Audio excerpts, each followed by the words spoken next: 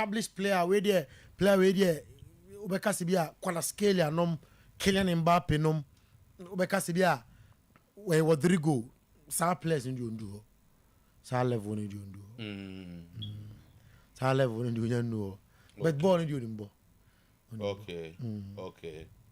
All right. So Unimbo. Yes.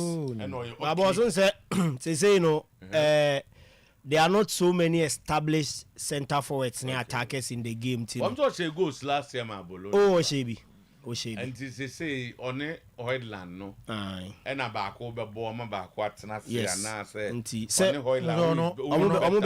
Compete. No. Onye typical center forward. Yes. Last season Bologna supporting striker behind the striker. Yeah. Manchester United around 14-15. Look at the Manchester United setup behind the striker, baby. Bruno Ijinaho. Behind the striker, Obo number 8. But don't say so either you are a winger or you are number 10 or you are number 9. But don't say when in the profile no say coach ni decided so about 2 attackers. Obetimi de naka Hoyland no mama. Na Bruno Nkowing. Say on say 4-4-2. Yes, 4-4-2, typical 4-4-2 no betimi was alongside Hoyland. But never 4-4-2 say ni USC bi mo. Eni ho no but on say say unya te say unya Declan Rice mo say ya. Hoyland not disappointed. Oh, one season po. Over. Beldo. Tino baby. That's a tremendous baby. Hey. Easy. Oh, they show your laugh. And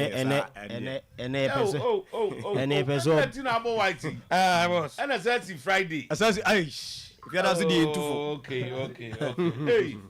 Now man for your way and your master team fly down. And your man shall say your idiot Tina Mabao. But my okay. No the chairman I put you baby. Oh, sorry, me crabbing who oh, I see. And I'm I'm for my fans. And it was what the crop. And I was saying no family personal cashier. So don't you Udiana were expecting and I am ready by amount. Expectation idea.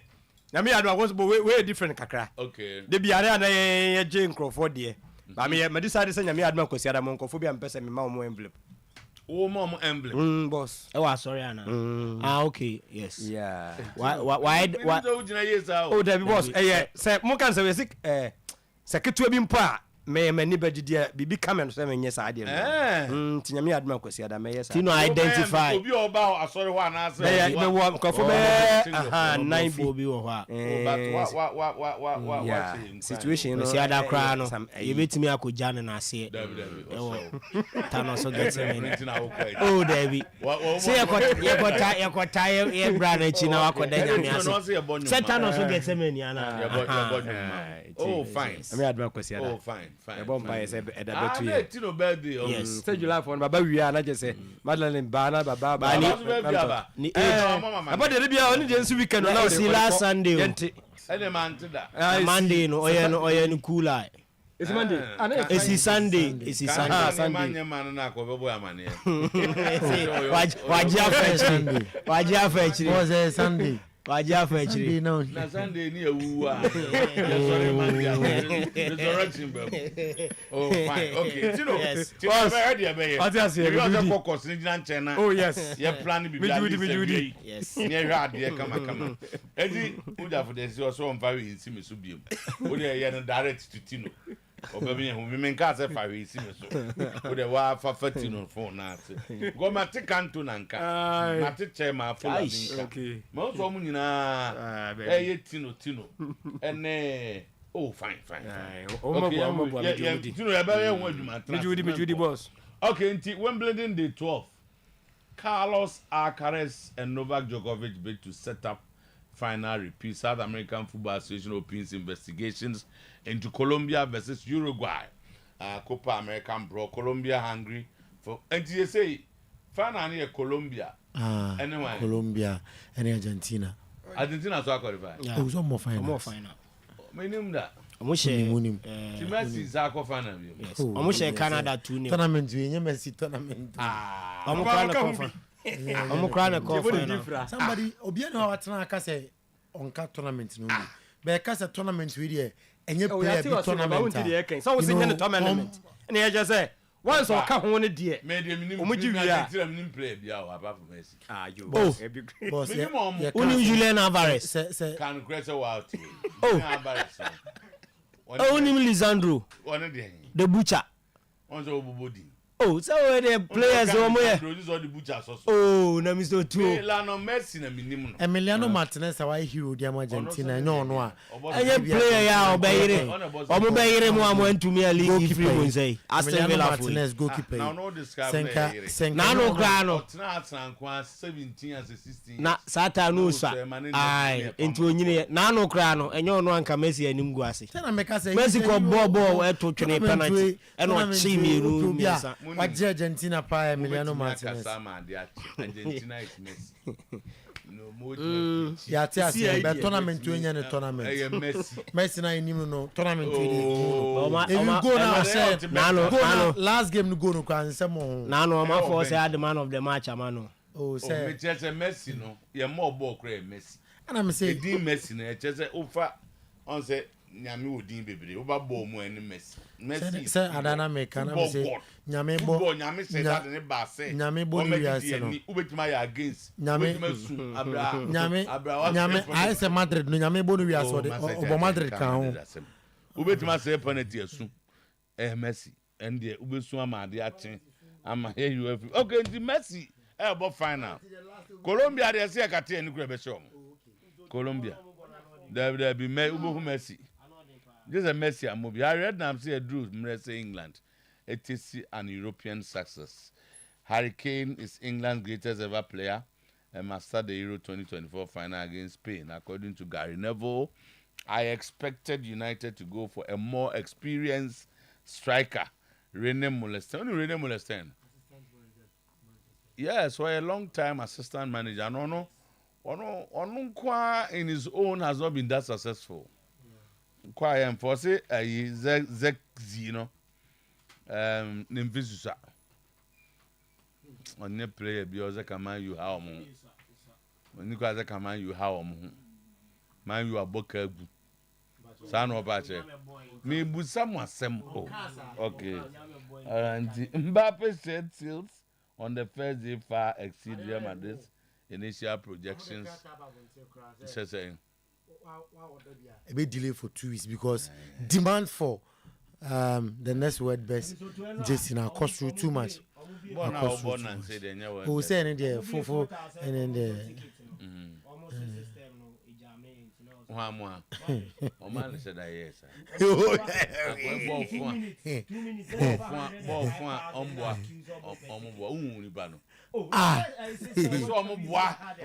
Sana menya ikreti senke asra pa okwasere asra na nya asem fun agwego ball no Euros we onum say na anu no okọ baabi no mbusa ne say Mika Tata ne di kan press conference will return to club football after the 2026 World Cup. Whether or not he's successful in the tournament, he won't stay in the job. And some Akwema Krakiti Kugun and Nimasi. Say Jamalo, say Lamai. Now we in a chima more some restore the image. More some more my who's or day. I must say, Bibi Jamo. A Jamo da bay. A Jamo da bay. Tete World Cup na Tete. Next Tuesday. A man being in an say. Many put the bus miss you them go from Yaba. And Yaba. Was he before? Was he yes how? Okobasinipa.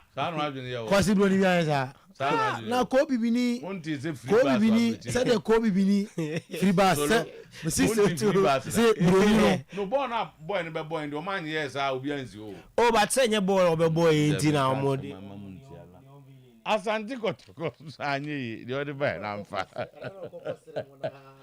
Kotoko's latest signing in Dongani Sadia Samba Gilbani O'Neill. Okay, I set a sight on me video bi ana coach no ka so samba all man fans. No Kajenze Kwesiapia is a former day and then Nana Efran and Tuman. What's that video? A very nice video. And I'm for the coach. We na Nangoko.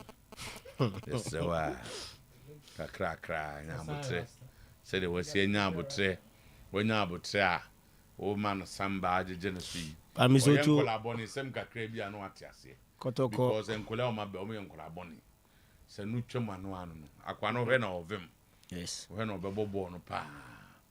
So a center back. Center back, yes. What describing on Sergio Ramos. Baby, what's Sergio Ramos? No one can. And now say be a Gabriel Mengahus. I'm glad that we. First of all, on video players. Tradition, pure tradition. Tradition says oh, the Asante tradition, no.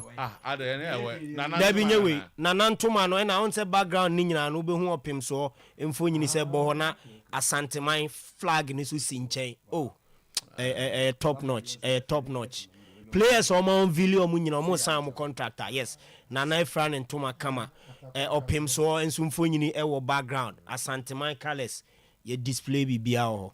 Nti no ekwa bonti anu say we there. If you mention eba unveiling way there, you're crafting or okay. Mention eba bonti. Yes, very very nice. I'm delighted to be here because Kotoko is a prestigious club. When my manager informed me of Kotoko's interest, I immediately instructed him to cease discussion with other clubs, so I would focus on joining here. I'm delighted to showcasing my skills on the pitch and contributing to the team's quest to win the league. Asante Kotoko's latest signing, Ndongani Samba Gilbani Oneil. Francis Otuo-Acheampong would soon step into the shoes of the club's technical director, a position currently held by James Kwesiapia. And also for here, if we are close sources in EB. Okay. Yes. Enche official announcement with me about Bonte. Yes. Technical director. Yes, rule. Nyameba. Technical director. Oh yes. I'm so do a comment biana. Technical director. Coach Prosper Natogum has assured supporters that despite the delays in the signing of players, the club will acquire all underline their targets before the end of the transfer window. Okay. The club has already announced 4 new signings, each greeted with fanfare and hope. Yet, whispers of ongoing negotiations. The delays are due to existing contracts. Okay, yes, no assurance are Ugumdema supporters. No new mushia. I say players in India assure no. I say Ombeba Kotoko. But don't say hand the way sign contract in Intino. July ni ebibe una early August so ebi di ebe una say omunyina etumi abe penny omo signatures. To assure me say omunya ntobo ase. Bibia be yo. Na Nations FC so I then. Omo a confirm the transfer of Omu 2 players to Hearts of Oak. Okay. Yes. Meanwhile, Hearts are waiting to sign Razak Kasim and Samuel Ashikwe. Okay. Yes. Good. See ya. Say has your official Omunyanya announcement biao. Omo person omo ye ne bulk. Say am a league ni amount 500,000 Ghana. Say I know the thing no omo ansem. Ehun. So on them check. I almost anyway. I say if you know ko mani na bia na mani de. Na Kotoko players. You know why? I say crowds na here fi. I say wo mu da no. Oh, but some na you leaders. As I say, one na you leaders. The football association is made up of members of the association, including Kotoko. Bia muko leader bi no so di sika ne be ya the for instead of be my decision say be out the league na nya hwe kakra bi beso. Okay. But nya sad I say FA omunim they should know the resources, the coffers of the FA. Muko congress come how you spend the money. To am there eyem almost anti in there ya say no. Ye be mo aka omasem. So omo aka omasem. So the mama no so mama. Okay. And the Real Madrid be unveiling Mbappe on Tuesday. Tuesday, yes. That's I think 16th. Boss, some 11 a.m. Reporter.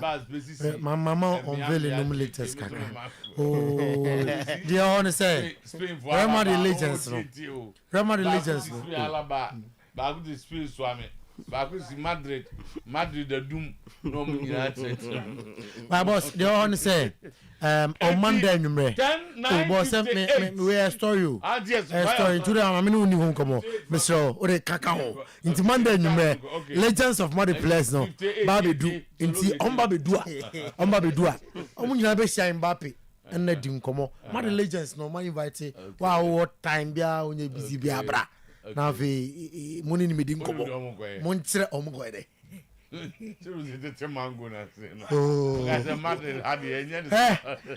Akwa sere a obi ko brisa Mbappe say obesi aka ma asra o sere sa nti anopay yemo special good morning na yemo akwaba emra sanso sa yeko enkofon kroso na ensemo a anopay edi adencheche ensemo a anopay ebu mfumpa enkofon kroso no ya de ho nsem ato anim ensem no doso na mom de disafata sa wote na wohwe ena yade ema kitikiti man polibi ena ewoma akansuo yanoma kambu no pa anopay yabato yeboase emra yatere no ede amana fe ya confirm emno nyina ama anopay ya live our Facebook page no so Oyerepa Radio Oyerepa live on Facebook. Oyerepa Radio, Oyerepa live on Facebook. Oba share na wa comment be ba na the boss player atuno bosse akinkan na ede amount said yesem ene said ye efata yesase ede efi Wimbledon 2024 ena onim say women's singles no enra ebi to drum ene men's singles semi final big game awwa yebedu enkomo Danny Medvedev ni coach girls Savara ena edi to just oni Carlos Alcaraz ano bedding pa na Carlos Alcaraz no oyobia masa on statiye obeka se bia worry na wie no abegye what jet show nti ayade say a very exciting game na mom ano de na expectation and say senior tie bia no Daniel Medvedev ebetimi atinkonim na ferema koye edi ama no na Novak Djokovic and they atuja say Wimbledon 2024 no your best players the lines of Carlos Alcaraz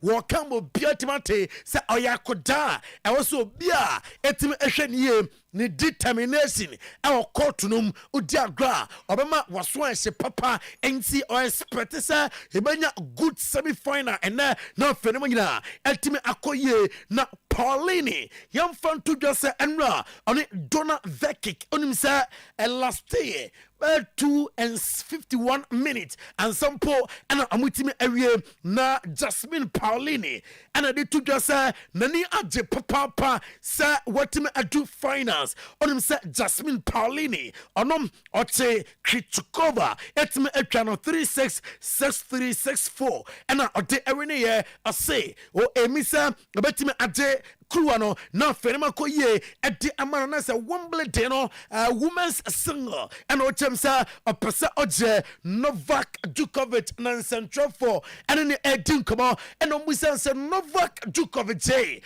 what did the trophies p na trophy no dia why na na wotima and say onu Novak Djokovic na trophies a wodo no bebre e wone maame ho o say ne maame o mini a lot to ono Novak Djokovic baby I want to know obo nipa mienu dia untime enyine maame emfa enfrim na 7th seat Jasmine Paulini onim say obe first Italian woman awarechi Wimbledon final after sedna otime etwa Croatian Donna Vekic na ade atuda se enra Vekic emana match papa ezansa otwa ba wano e court no so na otwa kwan fast survey ene eniema na ekoso a na eye super enom eye nsema efi Jasmine Paulini na so ya eto dwana no pay Novak Djokovic me de to anim anopay say obo clean no so na obo ewo glass no so a yana difference ewom ose glass no so bono masa se one determine defe ebetim ayotan eno yansimo ti etutwa mame Copa America 2024 num na anopay yeni nkomom ewo Copa America 2024 live on Oyerepa 100.7 FM live on Oyerepa TV NCS best TV station at Argentina. I'm started preparation now. I'm training hard for Copa America final. And not Lionel Messi. Our training ground so NC Argentina training now. Wamiyano Enra ahead of Copa America 2024 finals. And yet at two screen so not Marinko and Seminum not fayenim kama Obekaya. And me the video be at show. And not Colombia. Wamo etim ay Uruguay. Eti afi 2024 Copa America num na ebetota sa players na wo msi akan ede ema Uruguay na amode arahoa timi aba na omonso omabusuafo a wo stance num ehunamane enti the lives of Darwin Nunes num active stance num ene the dustrin num aya Darwin Nunes akwana mwatwade wo kyerese ono na ho adene wo kwa kototo buros ni adade ya pina pampampa na adewei ana komibo for say that bi enya eyanum guasesam enti ama condemn desi you know afei wo ma hyase eyanhwemu investigations ekoso na dati bia dia eba chemse ensemnom ekokobu ade abo Darwin Nunesa obanya lengthy ban na ne ban no ema ntimi akan emfa Liverpool for sometimes and all a reporter kensa and no pay na yajina Copa America 2024 no I mean United States of America I'm sure yeah no me confirm my war sa kick behata and 24 etime ajano kwan na I'm say and Jurgen Klopp etin come say Jurgen Klopp and na am aduma emfa emma no pay letters eba etim say Jurgen Klopp aka ete ache United States force that be menya madwen say me coach United States of America and and no aya reporter and no I can say and I'm no Dombe Bia say as soon as possible I'm betting I'll point a competent coach ababa for United States of America woman national team 2026 FIFA World Cup at and I was some competent manager now ultimately prepare for the FIFA World Cup America, Canada and Mexico and I be hosting in 2026 ya confirm sansemina at the amono pay and what Juma so Colombia forum and James Rodriguez Obakaino Obesia Kai Emma Rema Dutunum na James Rodriguez the other tuta and say emo bia and the Colombia forum say wemu ay Argentina Lionel Messi Argentina fa near me koye at the Emma was be bia ebetime asi na omo ya hungry say ambetime anti Copa America 2024 say there will be anya jeje e wo mu say ombetima condom magic e Copa America etota e America kromo na amadu finance nsa e na ambeko so upset nyankopon bo a ade etedwada e no ensema ode etota e no pay confirm ni na amawo na Paris Saint-Germain minfan tuja wate Manuel Ugarte sa Manchester United epe Manuel Ugarte na Demete HMSA Paris Saint-Germain aka ete ache Manchester United sa enye muntua 50 million pounds na Manuel Ugarte emesi akan emfa emom na João Neves eye Benfica player ono any first targeta na Manchester United epenwo na adeno price tag no so obetno for João Neves is a ukuta 85 million pounds na 85 million pounds United and your address on Betia and 50 million pounds price tag on Manuel Ugarte Utia na what me after Alfonso Davis I mean from to them sir Oko Alfonso Davis and Australia Detene ne engine and 34 at Makakota scan na scan de eba HM say ne scan in India onya no scanner confirm say enye serious bia te say de na amanfo you say oh ni plan so ni man koye about feel for some time emra gomobo semi-final against Argentina 71st minute and Alfonso Davies every game num and I confirm say ni plano enye serious nti eno ye letters eno afio ba no pay ya don something na eto anim UEFA Euro 2024 yeni nkomo ewo mu na anopay odawani koko piema amen fan to just SMP ana ewo ho Lamine Yamal and Spain and Ram amu training Lamine Yamal and Spain a training ahead of Euro 2024 finals na agrom ani hokra ohwe Lamine Yamal na ohwe Dani Kawayanom na ohwe Dani Olmo ohwe Fabian Ruiz nom ohwe Rodrigo Cascante our training grounds na seriousness our training grounds na anopay yaka Euro 2024 no 17 no I mean fun to say latest player Manchester City eltresa amansa ebetim akana aya Dani Olmo on say Dani Olmo no oko the Spanish national team no one player our fun form na wanya good tournament pa aya Dani Olmo na Pep Guardiola fi say Kevin De Bruyne abekwa I was yenya young and talented obia bono onimbo na obesiuti Manchester City system no na amokake amanua say akoto Dani Olmo anim on your latest player and number 10 row I was City no Pep Guardiola tranim say odin beba na fe wabesi akan ewo ho Declan Rice a player at the three lions of England Declan Rice a Arsenal player na anopay I mean fun to just say Declan at the to just say adebia I was say amu players na amu ye na amu adi krua at the Emma Guy Southgate nyankopon bo kwasiada wombe na fe ama lifted the ultimate at the Emma Guy Southgate or say eya na eya sa obo game na umman mama sia kan bi awie na du ba bi wo mo kra de yom pay and say nka ba ko anim na ka se wo ye failure ni na na motivate o mo a wo mo fight hard ekon at the ekomanim and what oko ensem no mo a tie nie pa England eniema ba ko abua na bibia ekoye at the amam no tie nie ye for player development program guy na wo say officer player development programmer across UK. I'm at the buy no. I don't know. I'm at Manchester United. The likes of Chelsea, no. The likes of other clubs, no. Obia yebi. Enti ama talent aba. Oh, Chelsea Academy no ma. Omo players Papa Wom na Anthony Gordon. Kopama, omanyina fi player development program as a concert on him say under 20 and World Cup in 2017. Ninyanema koye at my concert na England DNA no. And a player development program. Gaina was I don't know. I'm the lines of Conor Gallagher. Omina at me a peer theme. Ababua, I'm the three lines of England on football. No, I'm at developing ye. And then Sama, a through a total Paul Mason and I abo Kopama. But so I see no criticism, which are Euro 2024 now.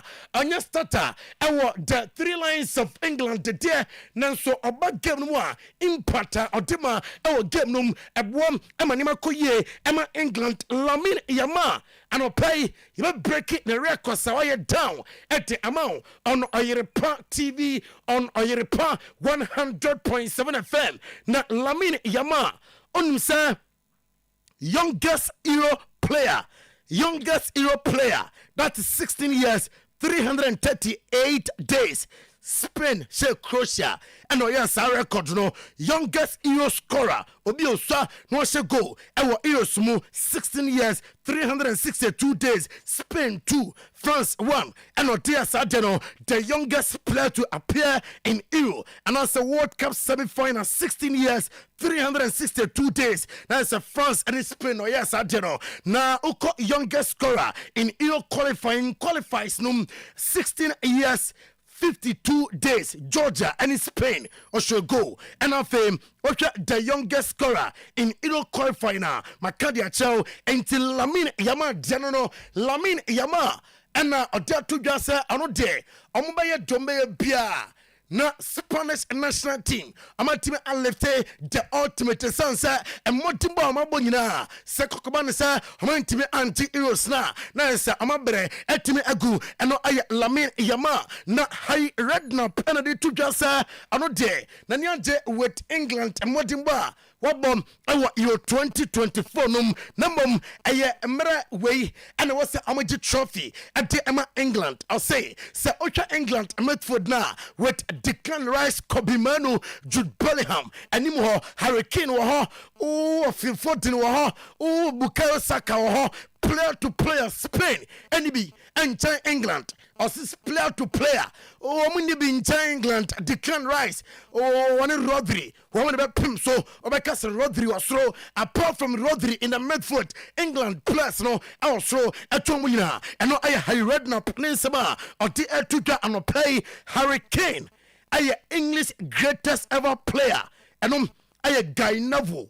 Nisima ɔde ɛtudwa ɛna no pɛi na tie ne coat no say ɔno Guy Novo nano ɔne Wayne Rooney ɛkasaya about 4 weeks ago ɛna Wayne Rooney na wasi akane bi da ɛde ɛtudwa sɛ ofi sɛ Harry Kane is the greatest England player ever. Enti ɔno Guy Novo no ne sɛ ne hwan so ɔbɛka sɛ Harry Kane ɛyɛ greatest ever nti ɔne Wayne Rooney ɛyɛ adwene na England kurom hɔ masa wɔn bɛ Germany bruta deɛte anɔpɛi ɛkyɛm sɛ boss player Sunday ɔn bɛ start for Saturday ɔkyena to Sunday game ba so no masa ɛne nsa wɔn atete so wɔn bɛ pɔn ntam so na afei amanya akwanya akɔhwɛ finance ne bi na report kyɛm sɛ ɔmo wani a wɔn bɛ san bɛ biabia pumps ahodoɔ no na afei ɛwɔ Tesco ɛwɔ Sainsbury ɛwɔ Asda ɛhɔ nyinaa supermarket ahodoɔ wɔn bɛ totom na ɔmo akɔhwɛ game no mu wie a wɔn bɛ san bebie na afei anigye atimi atoa so na anɔpɛi coaches players legends time on Oyerepa TV on Oyerepa 100.7 FM Rene Molestein onom ay assistant coach Emre Biatwem Emma Manchester United and also Harry Kane should be dropped versus Spain or say England is Spain or say one drop Harry Kane England here players are met me a press high or say England and Spain England here players are starting on bet me a press anymore. They got a centre forward in Morata that's very hit and miss, and you know on paper he's not Harry Kane, but Harry Kane at this moment in time doesn't look fit to me. But they're not going to change Harry Kane for this game. They might have to change him during the game, but they won't change him from the starting lineup.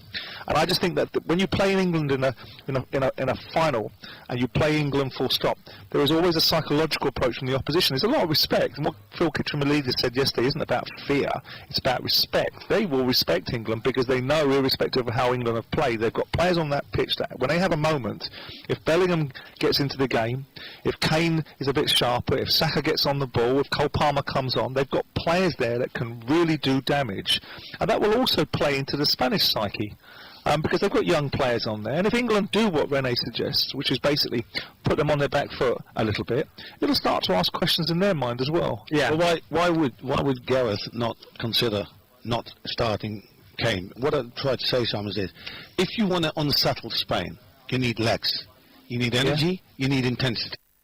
And see, so pasa osha Spain uhia energy obia sebon ko di defenders no wa uja wo mo a wo mbe pia frechiro o mbe build ya fiachire uhia strikers a Spain phone J ball na amo press yo mo ball na wo muni ebonom Rene Molestein ya na HM say Joshua Zexino or a good player na ano de na adwemo no fee say I was sent Manchester United a call for experienced striker Ocha United team now with Bruno Fernandes, with Kobe Manu, with Anthony Nomno, here a top striker with experience. You know, not a problem at all. But I think if you sometimes make bold statements and they don't work out, you have to show up as well. And that's one of the reasons why I was more than happy to come on Luke's request.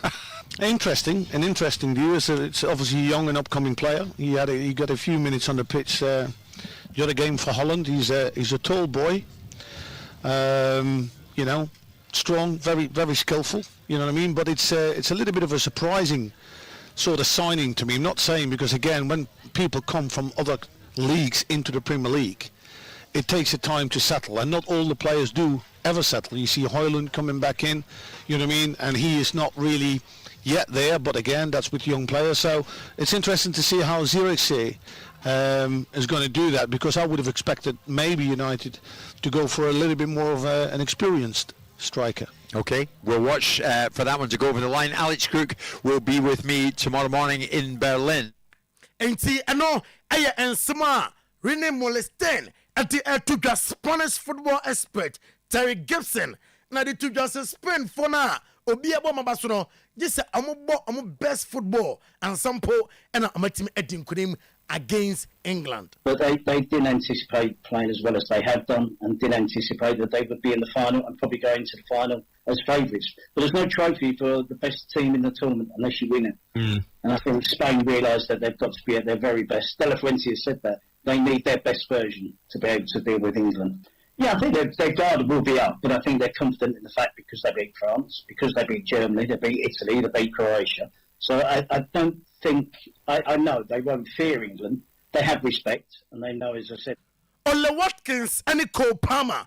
On him say, I'm about game no. I'm doing come on now. Me catch out say Watkins catch Cole Palmer say ya kowini game no at the ama England. Na enra ewo England camp. Plus he etin komo yenti bimra. Buzzing, best feeling, man. It's crazy, you know, to see the fans as well, and obviously all those players enjoying it together. It's amazing. You know what? I'm going to coin you the double act of Dortmund. Yeah, it's crazy. We're in like a little bubble, so you don't see it. You just kind of move on to the next game. But it's a massive achievement, to be honest, back to back. To be fair, I thought I was too wide, so my first touch was good, and then the defender didn't really get too tight to me. But me call me demo at the ama of the birthday boy nebom Okobasa training grounds and radio BCA Hansi Flick training na Ramade for Munina yo and Kofuni your very bruta enti born again about so na yakabasa form training no me a catch us ya jaisa e Dr. Daoud Hospital e ho de okwa ya de ne said ye tie bia wo metu ase ama enti duwa o de hwesa Obatana se kama na wakojo card na wakosia doctor yade na se betu enti hypertension no omutu asem stomach ulcer diabetes a stroke and a dunya low sperm count hepatitis B a syphilis and also worry and a war emma afe prostate cancer we see scenario ya oboda bijo awampem a fibroid afakodan Dr. Daoud na ontuasie a joso krapa Old Metro FM Dynum and at one more. So we are sorry, so one more 0244 886 437 0244 886 437 0201 681 717. Or see, dear, am I sa koho na fe amonsa ya de na nyema nyina enkoyi emao na offer obano Mbappe Jason say man for to born again on na me di job for kwan na waba. They say demand amabiem omasha somoton na reported demand for Jesse no adoson nti oma sign e the message ama obi a out Ghana na apply so Mbappe Jesse ni bi na ya catch us 3 days time obenya demand na doson to the standard to say you say it take 2 weeks ansa and ansa kan nti enra of ombie no oma say nipa no expect some turn no no oma sidi bro so ebro so kra nti o mako print for asambe go Madrid store so ai Madrid dia o Madrid dia nti o fe no anu na go phone cross nsem na si okay eti dia tiano no Mbappe and motion live e Oyerepa TV also your social media handlers no o ho na just one who said the ACA to dra sports no ya wie 10:22 many me twa me ho wa asafo ntwa ho ya na me wia legend e ba beto so ama today is sports akwakwisi prem to brebedru pana ni na wa ha show no be make it complete anopai nyema pa na yara me kamfo de ma wo me si yan kofe yase let bosumtwinie jasbonie mamini dim eni akosu aduwa ya ne hospital ni dim eye power specialist hospital bibia ye power hodimu eno ode ye nto otoche hepatitis B kikra no da from A B C D and E not natural no ko siatek so na fe otu ase adwetwo no no attack no no atono twene baabi na afia mafa hodie na hode no aba mo amode syphilis ulcer hernia obaabi africhi ni nyina no obehwew kidney na adoso system no no yentu mirika enko ho ete enesu eneso jonso no enflo ye ni nyina ka ho bi ama hernia no so haw ni nyina no yemfa nko wiem ewo lek bosomtwe oso opaso so tia ehwa na ebekọ wa mo nkra ne de kwabenya pokuase ACP main road takrade for no Anaji estate woni primary school no na eben we nyina no de wo kọ miaya me de ma we wona mabontem na si na fiadai weekend wo fie opaso onum na adura ye fa na herbal mixture and powder ni bi said e be ya o system no be ya strong ya de bia anya no fe no fia kotobi na fei en support system no de bia no hoɔden enu achi e bia wo de anya no na ohia be ma be si da bi me no me pese me nsam na me ne me yere ana me ga bia me be wa no ye di no mpam no ekɔ nanim meta akɔ ba akɔpɛ ɔno nso pemienu wɔ pemiensa ma me lift me ho no akɔpɛ girika giri heba mecha no de onya bia weekend ube himu fifire bruta wo chance ya ebu okra na opon fiada onya adwuma biem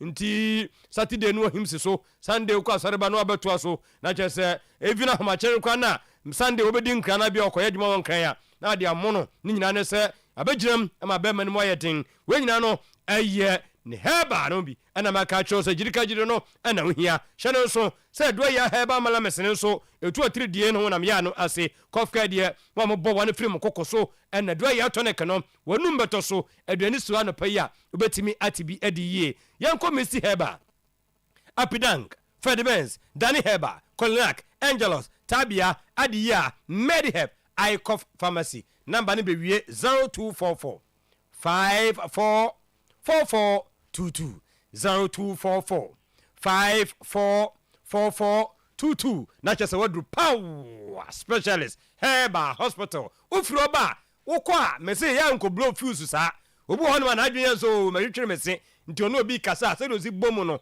ya obabi oyire bi bewa so wo yire a o kasa abuzanse na everything day bibia ko ye de bi wa na nko ye unnim na ade pie ye nto blow confuse nto hu se kan mu kra o kasa na so bi atwetwe na no ni nyina ne se o kasa no nka na fira kyire ba na enye ni nyina ne se ye nananom ebu aye ma ye nya president no ene president fon kasa Ghana no na obi ayuso nti omko manim eno ma ye no president cavity fighter toothpaste omudi fluoride macro calcium ingredients e de abefrafra ti do di twene se bia no onso kaka do di twene se bia no ne sene so be pai fita eno nto kwa wo se da bi we no Ghana dental agiatum and a food and drug board nso agiatum me pekase te se 175 big family pack 120 da kwa de na me hia 12 and am here enketo pa no 12 in sachet 65 nso e wo ho bomadim supermarket baby abekubia no pay no ukoton udi ko twu si a anopa na anwumre president cavity fighter toothpaste president every smile matters and wachi phone be ne kra wo de odi ye business no ejiji wa e patro make you dogam fama nkra no na wo ko anim cause abrabo no sane ebo no now you first now you soon ayi yam and no touch now wo ayi iPhone Pro Max na wo ko anim nti bomodim na kope all the iPhone type bia Franco aseye Samsung Nokia ene ekotono smart TV ni de ranging from 32 to 55 inch inti grand finale ya bon kwasi dai opeso hwa ne ye ko Franco kwaji boy fa kotare da no na fehwe ni so ade kwasi da as to say kwani Spain fa so agikruwa no on Sunday inti ni nyina no eye hwa we say keke tiase ba te sa ebefa we dey kura laptop I come home in the area na mfa we come home in the menyini misruma omo gia me pebatem fa that day no smart TV no hwa tabletop fridge na fe air conditions no ya 1.5 2.0 2.5 HP ni nyina so ebi ewo ho CCTV cameras no me mfa nya nkoda o ehia adwuma no ba bia wa ya koduro no bokana install bi wo ho na woni ho na adja obi adan na koso wachi who watches the watchman nti na ba hia CCTV ano de omra no he ofon so connected the amount wo white say de oye hunu bibia de obi ya ho nti bomaden school mu ho hotel ba bia kopa bi na afi fie ho nyama nkoyie aja bajuan krabata no ba ko ho challenge bishop adjacent adum old melcom kofo clinic New Kajetia Clinic on mo so opposite Kofo Clinic and also ebi ewo ho and a New Kajetia honso obako ewo ho no mo. Number ni 0245 Franco 31 Franco 69 Franco 69 0245 316969 no do Franco so ye amotumi aboa. Edini ye International Mama Abe. Ni din nyina ye Mama Heti Hana Abe. Na mom uti international di animu a amrofo no se da bi se yen ye tie krom ye won fidie ya ben ti mo wa before kram di ho danse na se obi yare se ke se ye so ano da chi bi obewu na wo de otumatu ase a ade ne mra Ghana ye ba Ghana so ye ntrankran ye bata na so ni afa bepono wa so ni asi ho ni akochia wo san se adwuma na wo ye no se nyankonwa bi ana nya nusam se de abibirem yenimu mu no de ya na ye dukan de a ene wo be international Mama Abe nti yade no de hu ene ye de kona so ye na afi wache ne kikira to no twene baabi na apaifa hodie ne ahoden e de amaw nti wo de sekre se kwa enka ntu tirim se abofra no wu no obewu ntimi mo no ka obetena se obenya nkwa I shall not die se no bi bo no nyom no mua mo bo modem e de abofra ne kasa ne nantie bibia nko yie no eno nso die hu ba ko no obehwe no ama abofra no wetima ko nipam etwe ya dia maka mo de shit konkron oba bema edna bodua madina hye empam no ipatro mo mfa ne mpie yenko international Mama Abe ho nti se yade we nyina akwa kyesa osa ne de ketewa bi ma no hepatitis B typhoid menstrual problems wana wabo ache obema no phone from power no mantia na mo abruchire no munyi bi menua no mu hia bi papa wana mo na mu abruchire no mo nya bi no be fa yire ko be fa ga bi ko masa gofa je na firi wonsam to kwa to bi ko na fei emu akodi wasam emfama ewo bi manso Monday to Friday 7 to 5 p.m. na International Mama Abe atanasia wo twen so beba onam kwa so wo koyi 0243 345 392 0243 345 392 na Abe Herbal Clinic aboa ama yare no atimi atu e de afrini pedua no so ko ehobe ye last stop enu achi Rosters Roofing najuma wote najuma no so efe papa ni designs no ntu hia premium coated 55% aloe zinc uwie pa ye won aluminium ni coated ho ene won plain sheet fe quality ni de since e started ba ha anase since e share adwuma de na se e ma fom da de bia standard no a eno achi no e self lock IBL IDT tie sheet e na so ye na obekọ de bia ne colors no so de bia different colors thickness no so yente so eda nti wose roofing manufacture metal trousers there all kinds of building honey baby a obekọ himfa na wo ne may estimate no so emfa ma 3 to 5 working days na production no aye crado nti metal trousers roofing sheet ceiling joint POP cement rosters roofing system ho any baby abekọ 0544 338 042 0201 164 645 what we pano no ape gig for life gig carbonated energy drink e dey go minim nhwemu no chese L-arginine amino acid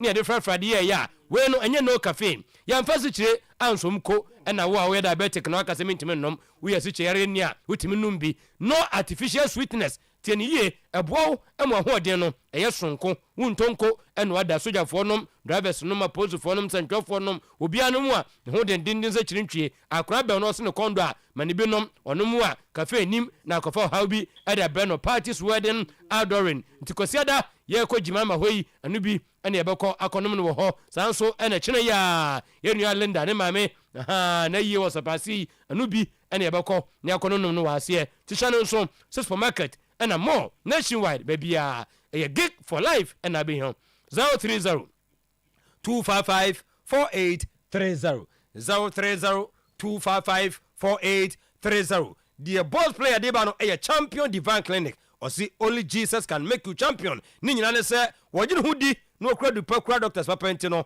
wo see ade ne bi wo ho no wo ba obeka cho so wo sama no sho na wotwe bosome na nkwa tutumrika bra na beju sika nti ohwa PM ya into bracket money back guarantee me kan no di akire a na je se wo sana ankwa tumirika na nso kra no kra no nyade abekọ san se yade no ebekọ mu ankomo no wo fom fabod no mututu mirika mra ovarian cyst no eye money back guarantee typhoid na de kwa ebreda so ankwa tumirika money back guarantee hepatitis A B C D and E money back guarantee our Champion Divine Clinic aso ye asthma menka chronic biem na de no duro our Champion Divine Clinic and also money back guarantee oba se na se eye hene na se keka no sufita bi firi ho ba money back guarantee bretia bi te ne atia firi ho no mo ne nyina mu no pimpo no be firi wanim ebra wanim ba ye no me sakra foforo no aha ti ye ko ho na afia no so money back guarantee HIV sexual weakness koko no eno de eturu ntam so twetwe ne ba bi would stroke ni e ko ho a wo se me nkan chao say within 4 days obesore no wanante bra na woda ho fom paka ni nyina mu no e money back guarantee sciatic ne de e instant ye command fans ho de bi pa na ye tu afri ho ye ko Tantra Hill stay flat en kan sam na me kan kuma se de no e de nyame ufri Mecklin Hotel ape next junction na chese wadru Champion Divine Clinic 0548 593968 0244 230535 na chese Dr. Kwaku Frimpong name team of doctors abwa ama hoto etumi aba only Jesus can make you champion boss player atanasi nti obeto aso e de amamo kwesise prem to brebedu boss anti birthday boy no Clementino the darling boy Mastati nya signals bi enko 4 years ebefa omo hese last year do anu to musa say last 2 years last year they me silent efa pa yen hwe de be ye oh and the boss abusame and me be on sorry me for 4 specific people. Yes. Also, I target 2 no matter how small or big, no. Yes. To put some smiles, which is very good. Yeah. And then Debbie. Maybe I also give you out kakra. Yeah, very necessary. Tino, boss. Amen. Na on tone community pete mum paibo. Yes. And so basso. Oyerepa FM TV, Promise Radio TV, present Pete Mum Paibo. Your friend, the supernatural covering for Ghana. Okay, Psalm 91 verse 4. A basso Friday, 26th of July 2024. Pete Mu, the forecourt of Bosheba building, prisons roundabout Kumasi. 26. Was it come and let's pray for Ghana in the coming election and the year ahead. Sana TNT, Yashen and so. Sem paibo kese pete mu paibo bi baso Oyerepa anim ya dano 26th of July said ye no na nwumre na hyehyehye so Bayport fixed deposit is here. Secure your future now with Bayport fixed deposit. Makacho say fixed deposit Bayport dey ba no sika na secured. It's safe. It is safe and flexible. But more than Bayport, at Bayport we guarantee maximum returns on every city invested with us. Bayport remains the safest place to invest with prompt customer redemptions. Your principal plus earned interest are always guaranteed in full at maturity. Fred Daniels is here 0244 5985 400 0244 5985 400 Docas was 055-811-9281 055-811-9281 Docas. Michael number is 0242-288915 0242-288915 Collins 0244-170-601 0244-170-601 Nebibia and Koso Kama Babu Akwaba. That's how we do so. I was here the grow fine and in ye and kanjin and drinking water yes when you say mako so ase we ye no baso echina we dia o yeah e wa amasaman so ya we me ya we pa e won kra o town me ya we o town na say o okay o be so be twem akọ afi no okọ o be twem akọ ye no okay aso ati ase e na panache Penas na me ka penas cho penas so weekend e busy one yes penas so ne ma me ye ole die ye no wo bokrum ha no so e ho nhise e na wo bebre o sani akọ sepase ana sepase Linda so maame eno ye sepase sepase oh okay sepase e na Linda maame e na Jimaima so ye Sunday na me kwa me die no die ozu wo bi safo ba no so ware ochina safo die the late Labimus mini choice okay yeah okay. Is going to be very loaded,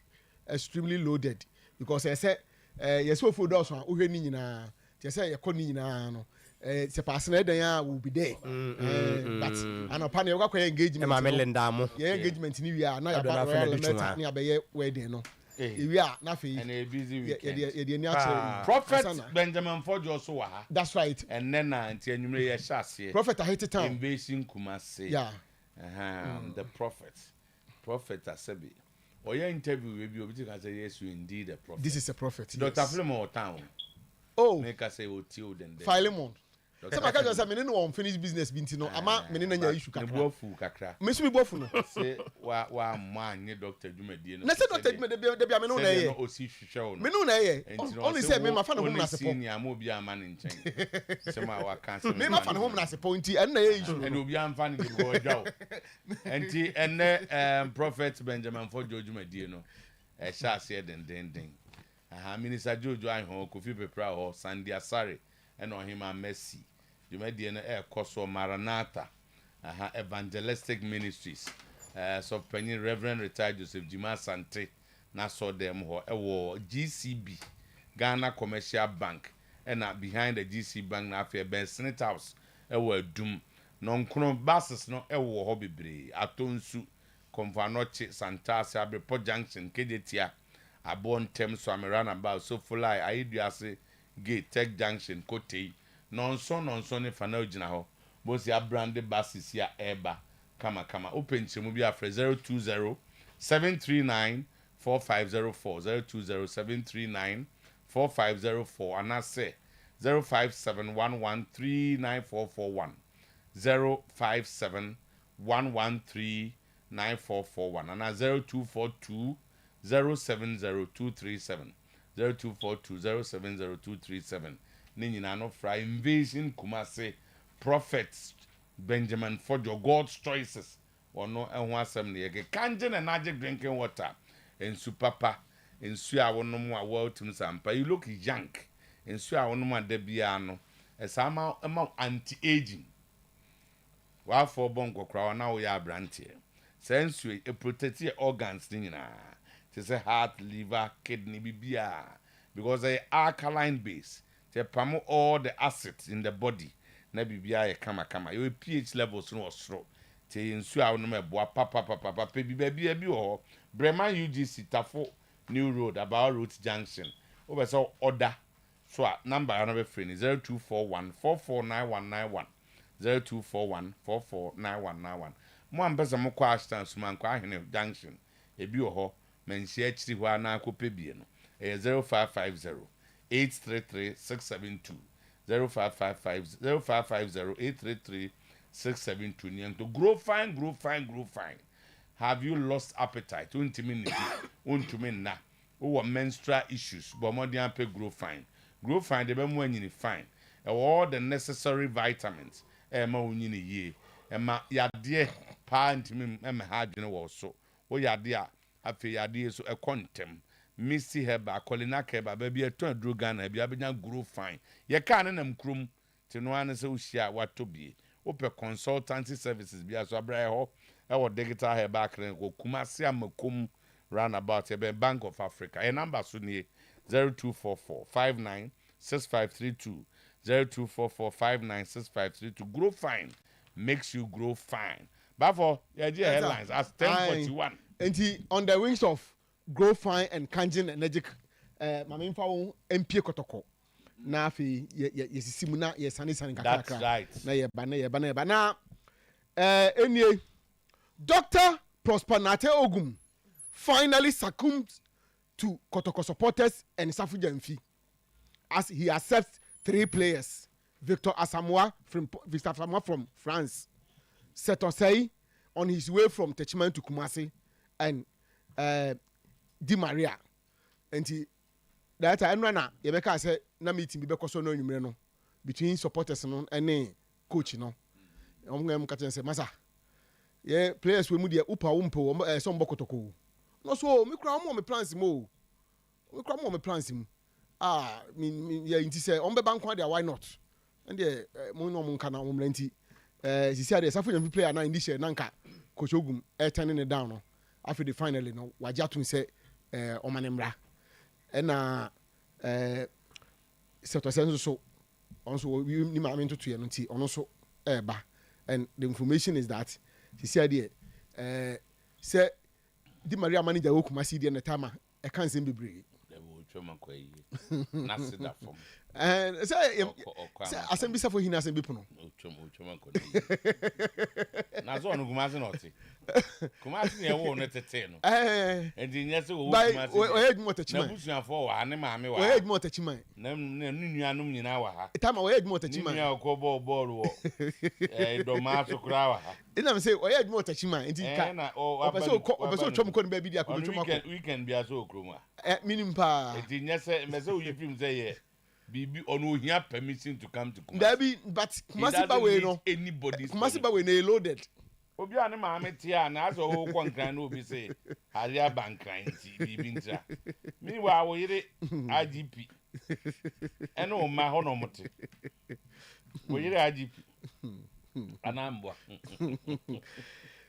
Di Maria rejects Kosovo for Kumasi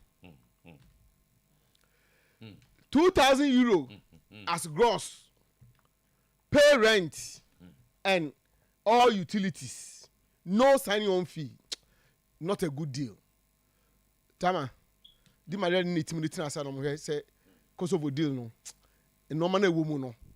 Say to certain semuna breaking like a cancer near or the ball another season of Kumasi officer Bebuano.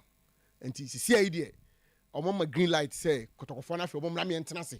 On say ye can nyina no na ye intentions ne ye pay ne sa no no na ye ka say Di Maria wa Accra because or call the manager na se na yie no na mu yie na say Ostomi Kumasi enti they say I'm keep one position because I say na time one position any day Fabrizio no one position any day it's over update ni e de ba Fabrizio mo manu so mo mesesa so transfer the Sadia so the ball. So obi na obi ba betia we twemko. Yes ani o ka say o be ka say coach Ogum say onya players bi. Ano pay out say time omko di nkomo no. Oso on go on plans mu to omra. So which is which? Did he say onya omo? Ela wasisa na no what has an first one carry na mo de to no so na me say the movement of the player so be mpacho bisa tama me say so what occasion the annual meeting no what occasion say na sa de ni ho no mo a what occasion annual meeting no and you choose ask yourself because you no me ba say na on carry there then was there the need for that meeting and you be catch us also on carry a maybe case also on can you say o sa no ka kire wo mo tio wo so common plans sa no ka kire wo mo then go for the assembly to coach no so tama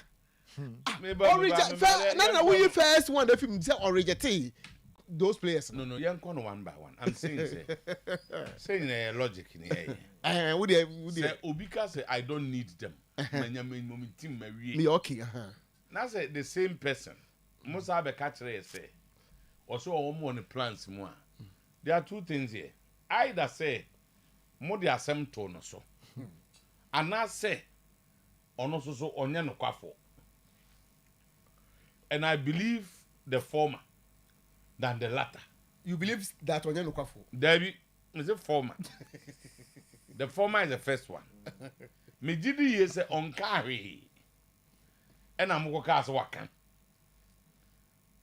Tama so on can really akasa that meeting nkai maso Fabrizio ne Austin mo de no aya mo nsisa positions enye the sister position no yeah the position is stand ababa man anya sa so enura meeting no Wango ka say omo me plans me. Oka chom okay bia. If you insist they are good, they can come and let's try them. Because Di Maria there. Say omo your kasa me nka hwe dia. Me omo me plans mu dia. Me ntiase.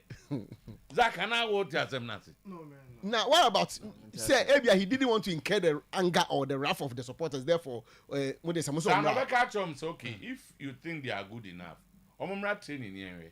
But we also say, oh, I'm plans mudada.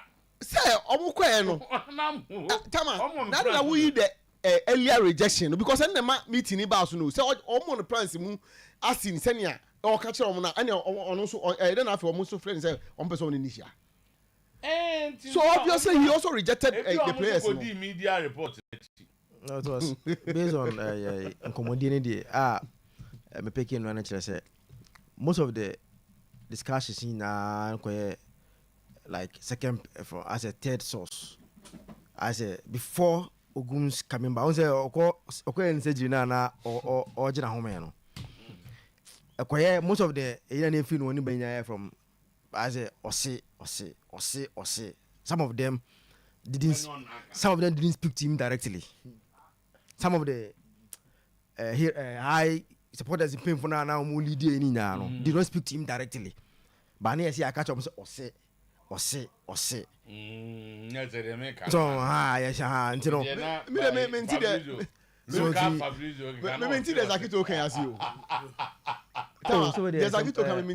simple for it. What about if you're Chinyabofno? Sorry would have been very easy. So I'm a kind says, oh, I'm on plans. So be a Chinyabofno, Sanyanka say, I'm on plan. Oh, why not say now? So if you really think and are convinced they can help us, my mate is already in every. Come my question, me saying now. Baba catches us. Oh, I'm on plans. Mudada. That man on bad plans. And now, mommy was too to crew. I said, if you're chini abu for the crowd, if you're fetching abu, if you're Fabrizio Susi, yes, never say I'm here. If you're Susi, yes, as if you are some no CSC. Now, I say, it's so omo me plans mudada. Tama. Say no never me CSC. That no ba. So e ba sa na na say CSC. But say football media why ya mpacho. Say coaches say by edu sabre ya. Omo wo first, second, third choice and all that. So the fact that Ebia no money the first choice doesn't mean say no money in plans. They could be in his plans but Ebia omo second or third choices. And that's me say no. Me say no. So we all plans as third option and as second option. Yeah, the neighbor okaza mempe.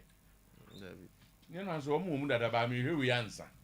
No, na ga so so mempe. Na pa for asem o kan na say kura o.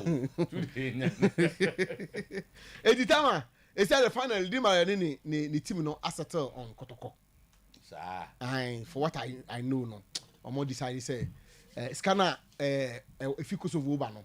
So what film a ebia de beka ne sebe no obokotoko na afi sebe boa no saa obokotoko no ebia 1 or 2 seasons kan ho a na apeja no na afi o ma hwe de be fie fi ba bia ba enti kakra no so ye piki wo ho Fabrizio saa kakra wo se Di Maria de no tama eyi eswinge o mu ana asesa o mu ana ye se but enu eba mu pa enu aba meeting ni mu papa obi o committee ni bia beja to me say eba mu papa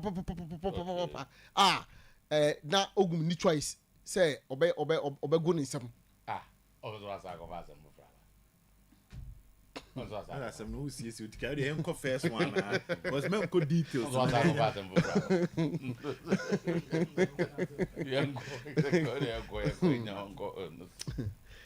push me to give my best to Kotoko. I am here to give my best. Sergio Ramos tell Kotoko supporters. Tama, akwane ni abro. O say Sergio Ramos simu Real Madrid ne Spain mu a odi gina nkofo wo hono no. Am Kotoko supporters na expect bi, you know. Na do hia ne se mo de mun push no na obe deliver. O say o no bebre a opeso ye de Kotoko.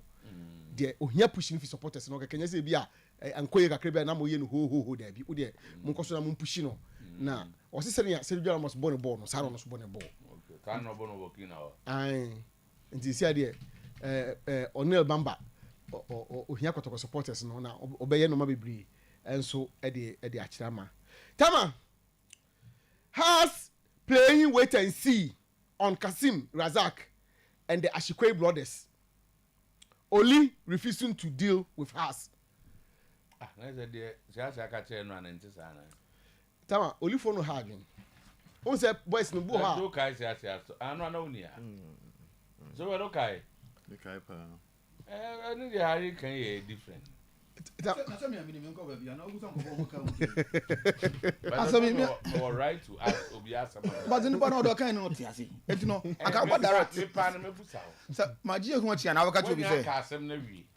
See the person Musana send me, send you to him for some. Oh, but Uncle Grammy Musa. Uncle Benya simple answer. Say, in a medruno. In Yanu, baby, I may be so awesome. Uncle, it drew I may be so Uncle Fort. Uncle Fort to judge the Busa myself. Okay, that was a question. We are judge what dear man, tin ye. Sina me busa nchen for no say. Ah, e bia na obetini. Obetini. Wo de say wo asem wo na fa ho. Enti bia wa mystify na. Ah, the Bible say heart was say. Tama, omo he say no. Omo play wait and see. Because omo when he say, won say players no e bi wo ha July, middle of July. Omo contract new. E bi num so dey just next month. And only for no say na omo dey kotoko no. Ida say oba betu esika no na Tama aka no afa na ko ana say no business. And has for decided say omo nye de kotoko ye ni bi. Nti omo de omo twen omo. O de mun nye na contract no ya then normally players na deal. But yen kan ye ni amobi an look bad. Difference omne say obi o wa an contract better at the time where the registration is closed. 25th August. 25th August. Yeah, one for them contracts. Any obu also I need the be a 31st July. July 25th. In that case, you can wait. But mom, the year after registration, the old chain about chain you. And I'm told that son and I brand the boy now back to Tokono. Now you couldn't have waited. And you know, and go keep waiting. And he said, I'm only for you. But the player and the year and Ram say headline be when I go to Gumukabi. Say ye nim some contract be ended that say they have assured us. So we are waiting. And you obisusu and the no twenya e be wuram. So what I say here no so ye. And he said the house when decided say e be home be train. The umbe train ye be end before time. Never see a clear. Yeah. And that's why I won't win train. If I go there 1st September, I will train as I say. And Ashikwe brothers and the Kasim the end has some train. Because a band before time. Fast also. Ashikwe about no, he was inactive. The senior brother. The Okabri. And the name there be deal now on only one is someone he reversed back to Olympics. And the senior no two kwai. No free Olympics. Last year we mo maso. Nti menim Okono oba reverse back. He reversed back to Olympics. Or deal na ma has Olifo Jana man the kwa bruchere na anye ye no. So Okono sa anye he come back to them. As the division one player. Well that one dey be contract with Olympics no. Nti omu nyina afa na am say edu stage a ewu kra nti has for decided say so only for by almost something did yeah right no cry the general status I'm banning team negua made that revert. Enoch Morrison kicks against family wishes to join House of Folk, pushing to join a club in Rwanda, deal with House of Folk in a limbo. Tama Morrison didn't so asama ba ho. Oh bina me get Morrison no una have catch say also on tana in pacho either say we are now in back.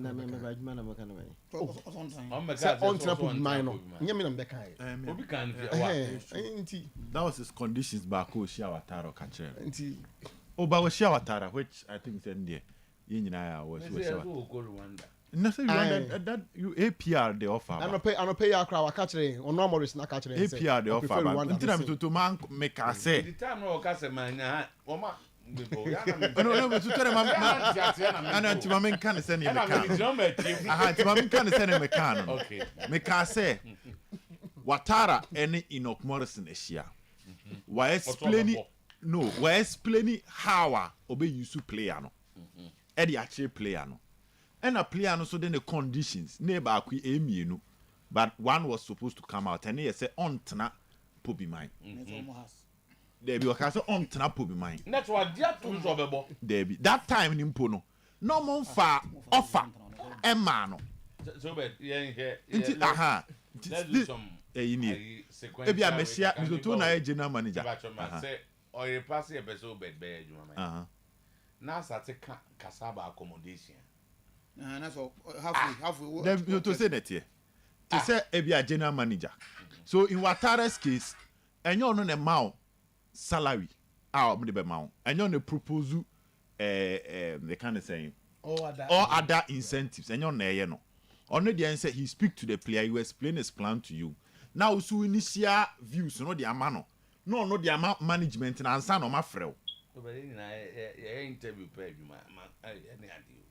before you start talking about where you will stay now you have agreed no to play for the club. At that time no Watara kasana na sika krom no man kwa no hunko tu in principle say musasa na me ba hen na metna so why expressing interest in doing that? I would say yes. But honey, let me just say, not our interest. And yes, I call Musabe your betna. Oh, okay. But at that time, no. And I make a count say, next salary crumb the man impon. Watara did not present that. What can I say? I did to no idea to know about Oceano, or Dincomo, no, so in the side the man. And today, now, me just to me, Saka can say, initially, no one offer from Rwanda. And later, more Lamte Club, no. So they another offer ba. Morrison and Castle offer from a second division club in Spain. But then their salary no from pa. Okay. And that was the initial conversation. That meeting but with so what or did terms of what happened. Me to some meeting with Watano catch and say so be ba conditions no ba a car. Let me even say car. And now the second one here say on tra if you and yeah, to Watara based on this. If Haas had offered the car and offered an accommodation other than Pogima, no condition and jobbable. That was his condition. Then Watara said, okay, waje, or the car command MD na fre on no Morris na son of mine negotiate Sika Haas Beman. At the time, crow free meeting with Watara, not salary Haas Beman na unim because Watara did not propose that salary. You to me as well what meaning na matiba mbesa me dikase or you two muso obebo. No, that is true. Before a player, if you meet, this is only being one player. Before we do level, say, Mentnaha. Just say he has given the word that he's going to play. No, that is on no condition. But before you give your condition, what happened? Okay, fine. Oba no so be ware. Moto to say bia. Also be ware oba. Also obed. Na hini e be kwa akotena. Sema ware wa mentena ha. Sema ware wa mentena ha. Sema ware wa aji so ma no we. Na ba bi ope na wo be ware wo. Sir, that condition no. No say. Come on. There's a huge twist to sort of say say make I say or Bekuma. No correct. My own cars na twist. Huge twist. Information no according to my men on the ground so to say it's either just about to hit Accra or in Accra already.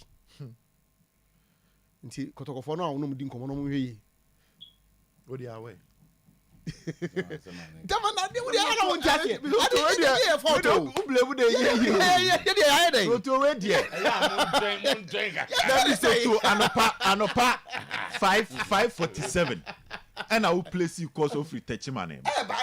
And on my show, some betchen so I'm run about. You can't say because Techiman can I'm just a buaka. Say, Techiman if I got me, I'm just say, Techiman. Techiman. Unfa unquota maneda. Makota Mali. Makowa.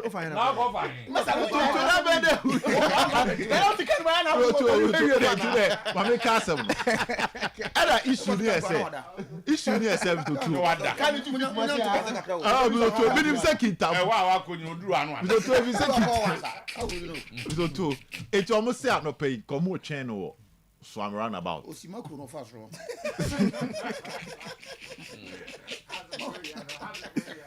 Na issue no nya wiasa. No to when you want to do things so unprofessionally. This is what happens. You have to say. This is what I need. Minim de mo kana se. Ba me say. When you know the obvious too much question here. Me say. Ebe de na wa ko ka chu bi say me jina so am run about to show who through it from we don't so fit am odo sa wo fomo enu amu you know mo yiro ogum pa se wonye ne de ntumu pa on fan so you have been in this transfer business for a while go jina baby say me dream play so am run about so me to force it chima na eba ko kwa ma awo Hamza Mohammed they play example Hamza Mohammed that's example do Dombo of course players no say Kofi Abanga sa na tie dia uko jina baby ohun no oh but they are play your graph phone am kwa afu de ye nyina so am run about to no anyway this what copy is that on am kwa so konka me dey me so that go you so fra buchi ba nche I have just been told say Orlando Accra there's me can you be asande abaso wa Accra ending you cry enti almost say Okushia has that's what has me to dey see an opinion say an opinion nze na no meet na see pet news nti agigi bia dey kan ho na so an opinion set beba and set ba no be share no so afia coach na Prince Brown dey o share no so ame now after that no say na 9 pound ho kra na e bia nko mema na akọ ne na madako ja bibia ese the Ghana na but public way man there be the ote say ne ka no on the from so wasibu kra no ma mu bia fana ma enu ni asem no kokwa yo hokọ ne ba that was an open until on them to your some guys who so Accra we are more into us to normally an open we exchange info ma ha now so o de haba now the haba na catch say play na watare sia no there be no quite say no unse to Morrison the free kotoko ne ko enti no there are have sources around him enti anopa na me o mo be kasa because me so tanga ene lender so issues bi aba there be on free no that go to Qatar on the house ajat on bana me pe news no it be fair to massa ye fa no say say no say o bank cry no say that time me suma ye me video every day oh no house you dey catch them say your more channel ho cause om nim say watre kumas na there be on so your more channel has it so how to mom go down samra osi o macro junction so how to ebe okuto kan Dabi anase tama opa udu eyi a ebo ho ba bia so me to the house ekopie ejoso ba bia na macro junction straight no to the house pro house journalist ne there no to omo ben house omo ben house ne there anopa na no so ka say there be omo so omo nim say oba straight to cry about they have that information be now yes and I also have nim say oba so later I had to do some calls to find out say yes finally o manya nte so the Kotoko guys leadership are aware say we twem kon but no but so reason for no so aba say enya house no say bi okoye bi nti ye gusu twen no na obi twen wo so ame na akoye bi won kan ni man so ka manya meje akra ka duru akomitumi nya ka akra do akoye sa de e bi ka replay kra so ma nya bring na da do ma panimfo ti say ko jina so ame na ba nsu a wo bri mu ahomati no mu jina ho for someone to say or work Accra based on what the gentleman is saying say house of folk I involved no actually say come on starting and I'm starting and when you house for so kwa ye enti house diaspora ni yi nkofo mom so kwa ye so I don't man for mo menyan but has got for the house we from there. Nti e kire se and starting Ernest ne apia me hia me pese matim nka sisi a. Omo picture. Diaspora for no me okay. Omo picture no. Me business am pese me to omo nka no. Say teams me supporters na recruitment. Ai. Omo wana bo dia no. How na ko mo yi. And you to yan compliment numre. For now yan compliment numre because the protocol guys still believe that he will come back. In the end, compliment numre. Yeah. Mama, a story of Hamza Mohammed. Hamza Mohammed before joining Kotoko. Na enkoma Sam rehearsing penny for be di say anajuno mu sim akotamale. Akwa akoye adwumani na eni twa Kotoko penny bi asom. Nti omo no free nkran dru kumase no na Kotoko for no work entampo. Because when a player is dealing with two clubs, and a dangerous kakra. Now you are not players no so nibakro tia emwa. Emma also your loyalty is questioned. Yeah. The same fan say when supporters na say omo pel. No mu pushy even when the coach is having doubts no still omo pushy. So whoever is close to the player say on to no make a definite decision. He shouldn't deal with these two clubs. Aya na kwan bi so mwa player no. Players omo yes say bia no eventually you omunya problems kakra. Yeah. Say on them just so ben nti omo mo ben no omo ntu no for say what can yes achiro bia. Don't say yes again. Yes. Ebasa the worst you can do is to tell them so nkofo na ham you. Sika say no omo dey benti bia. Ebi kwa they can even top up for you. Yeah. Say ayi Captain, I'm sure so now be kai pa don bote. Yeah. Don bote ba kumas. Sabi to yogurt krama no. Nah. I prepare and I made him doctor. Nah. Yeah, they don bote. Ordinary Kotoko supporter that time. Yeah, they got na Fox FM Samren. Na ye interview. Ni don. Oso baba Kotoko. Ah mi mo aka maba. Don wotie me, don wotie me Sam. Ma basa me be born no court training grounds na there's a don bote stadium. Don't so go find niema won gramba. Na me ke that time o body guard for di na chi nto no mdu VIP ono so. Me ana mbasa me body no. Wo de mon san. Me kwa ba. Komu man ko fu di na chi. Ko fu di na chi na me ka usa me ka to say this transfer business. Ye nya player akura fun. Say Branimi Sia so am run about to. How to take me saying. Ka homa chinno a ka mu so no mu ho. Na me blame on because no na jo 10. And no na jo 10 kra no. And our money ye meeting no. Omo ne kasa man ka so say no obeba. The entire we hold breath for them. Yeah. And ma dwumu da say there's another party interested. Okay. So on say come him say e bia on house bia di nkomoda. Ka me ye sure say ahomache no 9 na nkom gina ne puna chi water chi. Time number. Ba we do ko gina. Don bote so okofa ne niema aba. Okofa ne niema aba no. Asa na so no. Ade achen ya. No man also don bote. Ade achen ya ha so say don bote say. Hey. And one. Kofi Abanga, captain. Ah. Kofi Abanga. And the one where you are done. And now do you be ice ya. Hey. Ebroko Abanga. Kofi was me one guy. Hey. What go your press conference now? Abanga be a set Abanga. Kojo press conference. Kojo nam touch na. Why press conference? Ah, say it was a done. Anadubeye no mi no nipa dasane di Abanga tena kam. Kumasi ya. Sa na ni eye Kumasi Accra road ajo so kwan. Ah, na nya agro kra. Connecti baby Jose me na dube tu ne te sa Abanga nam kwa mu konkan.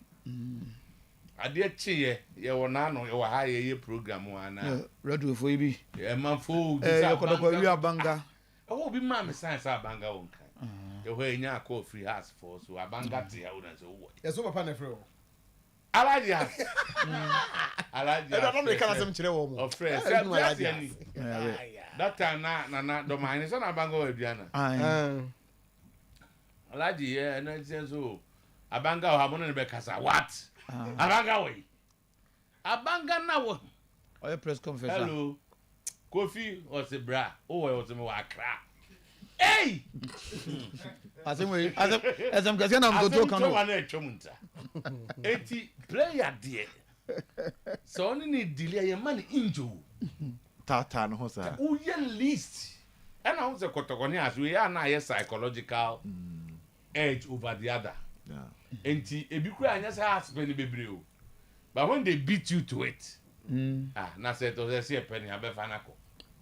Yeah, the air pie, differ. And to what say, and Kahona will be so quiet and mafia way. The also acquire a crown. Ubisiano. Say, I'm password say, Temanu in and Yama. The phone do more. Kotoko for I. Okay. The phone better from Mzoto news ni nyane say has a paint with Di Maria no. Di Maria. Entry they also they have to also Nentu na has pepper. Pa na Emma Gronum yet the denim Kotokoni has. Baby omuja ya ne say the boys. Omuso muni abria na omu say akwara kwa obi akwa interview say ne namfo nya say omposo bokotoko. No no am kwa osokotoko. I'm say hey. So we must say we my new coach in favorite pa o. Nti be a supporters in the best show. In fact on sort of say coach no on trend stance. So it looks like some of the supporters and some of our colleagues in the media no a critique on this retention Kotoko. So I'm saying this. And as far as those who are involved in sort of issues, call Safu Jemfi, call Chairman K5, call Alex Kotoko and Asante Regional Chairman. They will say when a coach in the case on person to say. Coach Ogum has never said anything.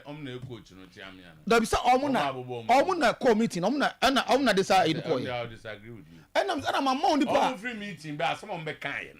Who? Oh, that's it. Because it is only Alex. And a comic interview say they will force sort of on the coach. But what can I say? Just say, I am not Oji, Obino Dinkwa Oji Nedo. Say one source. Maybe saying about bomb. Me have spoken to somebody very close, including or not including Omambo, Omaka coach in a position on this place. But on can't just woman also somebody close. Me say I've spoken to them. Some for them. But you call one of them. Me come as said the Okan. Sinam say either one of them or not. What can position? Almost so. War about coaching position on this. And I'm not making say nipa that created that tension. Because to them, when they first mentioned sort of say, the coach told them he's a good player, but yet since we've not seen him for some time, so you better train us so you're good for Kotoko. No, Bieka. That be obviously coach is something. About also be a coach something. And then a mass meeting about some rum. Because I was all going meeting 2 o'clock. And then a meeting about so. Meeting no cover a lot of issues, including this. Okay, but when if the coach teach, it's very sad when you sit as a general and say your colleagues is creating problem. And it's a fact. You are saying the same thing. It's a fact. It's a fact. I don't see the public creating tension. If nothing at all has happened, why was the meeting held? I'm not saying it's a meeting. It was a formal meeting to inform the coach. Say this one Di Maria said to say if they will be available. And the answer is different from the first assistant coach in the kind. Inform a coach will be by going meeting. If you want to inform a coach, say player be by senior, you go meeting. The other issues I'm discussing. So that's what I'm saying. That the other issues I'm discussing. You may hold your position, but don't say somebody is creating tension because all information. But my problem is that's what me say. I feel like I'm not sit here for anybody to tell me say the media is creating tension. Not when I'm here. Media then we sit here and corroborate that the meeting was held because there was a problem.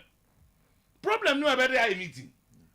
I know there wasn't any problem. There wasn't any problem. Why was the meeting held? And I'm saying meeting a lot of issues, including this. Including what? To inform the coach. The coach has not been here. Coach in all this year. The first time, if you allow me to make my point, I'm saying to be able to say. Obi can't allow me. No, sir. The meeting I give it to. Me come here. Me say, so I send you a meeting. And I'm say, the first time Obi onipa bi spoke to the coach on Saturday no. It wasn't a formal meeting. It was time Kotoko place here you omo. When they made the coach, omo kind of coach onya always the place here. Right? So when the Kotoko phone has been discussed here already. That's not the issue. To make us the coach has never Obi that two meeting. Omo mu tell me no. Otina haka say coach no kura ni ha. Yeah. Yes, I knew so no here. But you know the American say any meeting the coach no so ba. Any meeting the coach no ba. Oma no mo go meeting. They called my phone here and told me that we have a meeting with the coach. Yes. That's why I'm saying that. And I'm saying yes, yeah, you may have your source. Others may have theirs. I'm not saying that, but no Didi Obi Abeji. Me worry is when you say that any other source apart from Odiano is creating tension. Because there was a meeting. Me dem Didi say me like maybe they mean your catcher on the end no. Somebody who was part of that meeting called and says, "Oh, see Ekusiano." Yanene ko kan ho asem. No me enu. Senko ati asenke yanene ko kan ho. Waba. Now, I want to first meeting with the coach. That wasn't the first meeting. So you are meeting the coach for the first time. After that, what kind of coach, no? So was it the first meeting the coach look as a member? And the second meeting, tell me that. Yeah, the player. Obi can tell me. Yeah, the player ko coach. Where we meet you? Mr. Tottenham see meeting, no. The fact coach about meeting not because of supporters, no. The meeting means that the coach had reservations.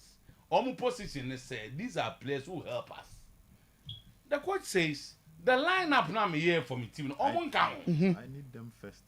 It is true. I want to see them. As the same coach, you know, is the coach says our former director now. That means it Omu can. The same coach as our can on as our. So the boy must come and train. Me just say. The boy must come and train. Training, training na. And the coach has never said so. Coach player doesn't training. Can't say coach and say because I don't know what the coach says. That yen so somebody, those who are part of it tells us that there was a problem they needed to resolve as far as those players are concerned. So don't say anybody is creating tension. Coach is so on casa fine. Obianga so aka. But almost so many coaches here so has told some of us say they needed to resolve issues. I don't say the issue was that coach is almost at the training. And I'm saying, yes, at all. Obia was saying, oh, and we are all brought up to say things in a special way. I see. They went there to resolve issues. Obetima can say the officer. There were issues they Coach Ogbum has never on kind baby that say on Pastor. Yes, we and on Pedro Maria on kind. Almost say then someone who was some quality. Okay, I said, and me must say, some resolve no say. I did the only players who are coming to train at Kotoko. Mr. Tui. Players didn't go train here. Mr. Tumacho. I would train here for home meeting. I would train now wouldn't circle that I would train Kotoko. Nobody knows. Just said there was no meeting. And now me say if there was no meeting now. Me say has the coach said say Saturday, don't tell us. No, any I am not. You surprised that wouldn't watch some of the new. Me. Because I know now customer meeting. But me just said the way I know now can they make people sit out and say the things you are saying. Of course, because don't say wrong as you can. So media can't be wrong. They're wrong now. Say you can't some and just represent a second. You see this thing. Why can't we have your source? Yes. Everybody has a source. Don't tell us that apart from your source, somebody is getting confusion. Because no, they watch it. And I'm present here. Didn't I put you say, okay, I say, you play and not see. So when you push you to prove it, then you prove it. This transfer things, it keeps changing. But the fact that somebody has not said what you think you should hear doesn't mean it's creating problem. And nobody is creating any problem. Coach don't can baby that say. That is what that's why we were meeting coach will take now because the truth was that coach will come here. Send can me am source and I'm making I'm source no boy. O catch say coach ni. No more catch say coach no ha no. Am say catch say some go solve a problem no. Are you saying we shouldn't believe them? We should rather believe the coach. I spoke to a Kotoko official who told me say coach no and that's it obiara ni go official bi and the letter it turned out to be that coach Lukwano was different from wasted a lot of time on no I saw the truth was what is the truth? The truth is that coach didn't cancel on person to say as you know coach Ogum has never obi a won't be am cancel coach the kind the truth must be told. The Juma san o say na coach Odu ba ko wan ka to so o ana me say Juma no wan ka to so o keep kusa so so later on the person told me say as per my arrangement at the secretariat they didn't know until someone said na you have called us from Malaysia and I put the buy why I don't know let's go Charlie and Kapi, okay, I said day na yedin komo bu eche na me say when me hear story say Awuchi when me hear story say Awuchi training there were people who called say Awuchi is not training okay nipa ne friend the source Kapi day na me cheche mu chiro nipa ne friend on the source ni gina say Awuchi bi anye training am say train let's call someone at the training grounds ye fro bi o coach say oh the boy is here afi na nipa ni gina so to one thing about sources ni say obi a the limit okoduru source be an limit administrative source be limit operations source be limit cransem so if you take one source one who abeka said you be can no kre okay there are formal and informal communication nobody is interested in their coach account our interest is that some people has also told us say the issues surrounding them, yes. They need to go and resolve it. Whether the coach said it or not, that is nobody. I am not interested as a media person to know. So be specific. There are issues surrounding their transfer. That is news. Yes. That is news. Okay, the issues surrounding are fine. The meeting wasn't just for only set or say. That's it. Because the players involved were three. That's it. Sets, Victor Asamoah, and Salifu. And I think that when you limit it only to say, the element of the issue because 3 players and now you try to say you solve issues. And obi a known fact that Victor was training down was Yamanura. Me see coach didn't cancel on penal. Masam is specific. Me can't different bia. Me see coach didn't cancel on purpose. Set to say. Jamaican no. So obi so waka mun kan. Over but no owes a duty to prove anything. And yan kwai. Ko anim obi sorry based on the source. No I any there. That's what we do. What I take exception is for you to come and tell us in the face. Say media for creating problem for Kotoko. That I will not accept. Mr. I'll say it. I'll say ahead and say it. I'll say it. I will never accept that here. Okay, who is getting problem for them? Go back to before we get to had to folk losing Linda and losing Glendo Tanga. Has a man an Imbre transfer. Last season, they did not end on a good note. Their side of the conversation is that they have time. You may transfer around August. So they will fill these spaces. But so it has cheated in our teacher. Now check last season players a ball more than Palma Hasa. Baba Salif for Ibrahim Di Maria. He's out of the team. Baba Lenda in Tangidin. Mr. Lenda is on his way out of the club. Baba Otangadin. Otanga a player who prior na adane headache. We were looking at how Rafael and Ponsabit me settle in. No about the defensive midfield role Ediama had to folk. Also, is on the verge of leaving. Then you talk about Hamza Issa. I knew Sabah said there are offers around Hamza Issa, and people are like they are trying to convince the boy to leave house. To your house, Titania, oh, Shamranti, a bomb more than Palma Hasa. Says Amiensa way free moi. And again, Upo time as Salim Adams special team to he was contributing something to the House of Folk midfield. He said Nepal proper House of Folk midfield 4 based on last season performance. Salim Adams, Lenda Intangi, Glendo Tanga, Salifu Ibrahim. Martin Kakari was doing his best, but he's not up to performance as I 4 where I able to put up. Salim's issue ni and resolving way up to date on started training with Heart to Folk. So I started there, but my best of news on started. Salif Efriho. Umfria brochiri by into Otanga and Linda so kwa.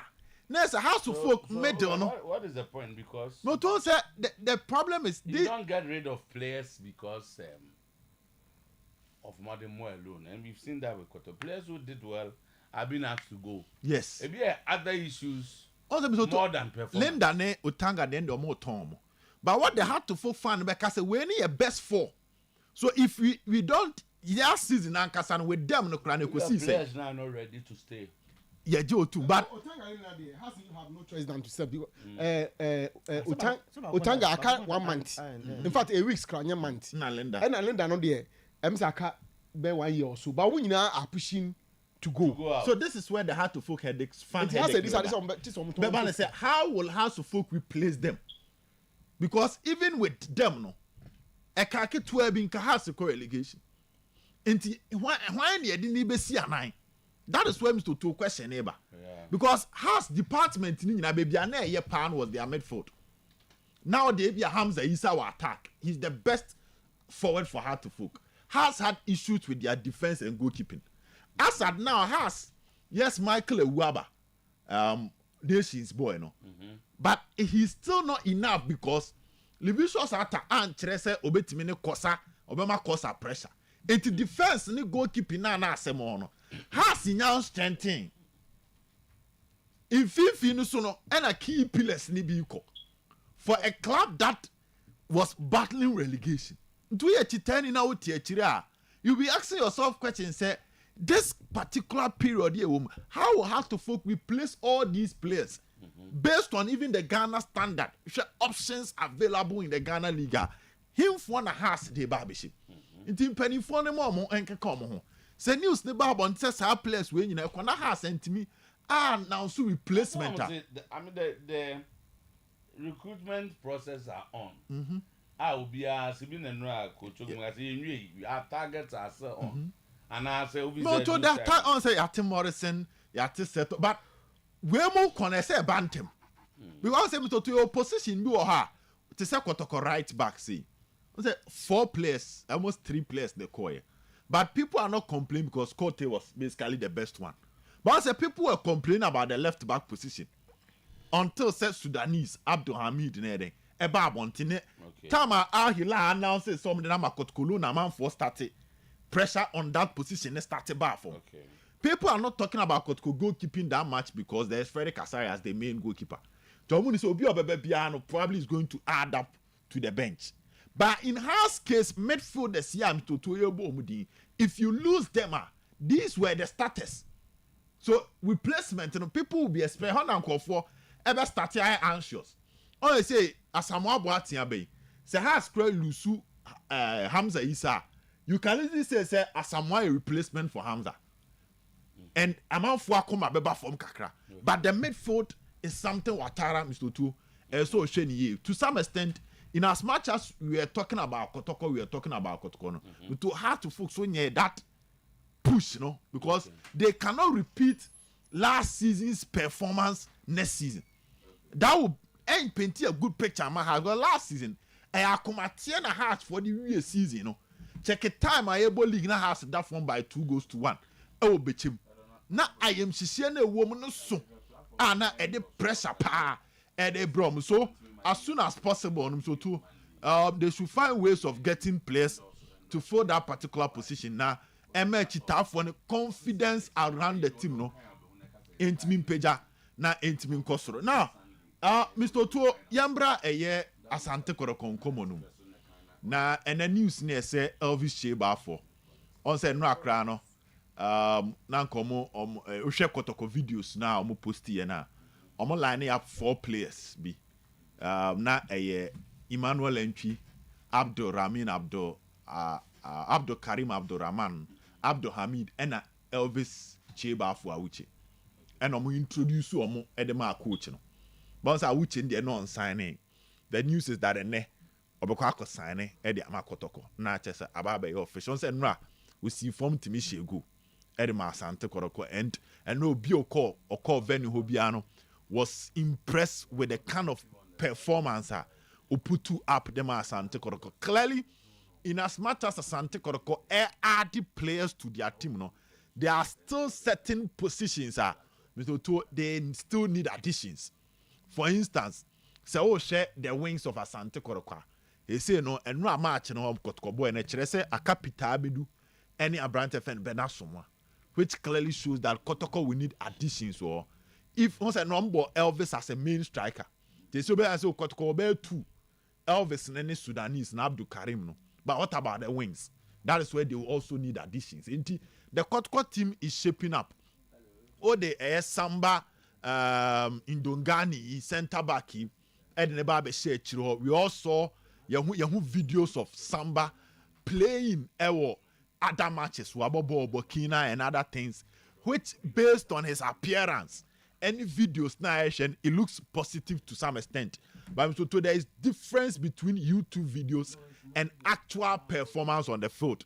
In Tiabesha said, their technical team knew who won more. And more many Jane who believe who said, Obet me about add value to that Sante Koroko defense, you know. Obet me put to that one up when it comes to the field because clearly, Kotoko center back, no, come teaching Kakra because we forget that Kotoko Lusu Sharif Mohammed, defender, no. And at this point, Yusuf Nuruddin is still not back. Nuruddin Sambai. And Kotoko Kobo has and Kombeko in with 2 center backs if Nuruddin and Timian battle that game. And Obeba Kranam Toto, he has not been training with the team for almost 11 days. Our team started training. Into getting this player Obetime training there or any other days till Wednesday, you know, it can help Sante Korokopa, Samba, Indongani, no ababe Jinechiro, Ababe Kahon, Eddie Ababe Pushi, Eddie Ama Sante Koroko, because there is that display.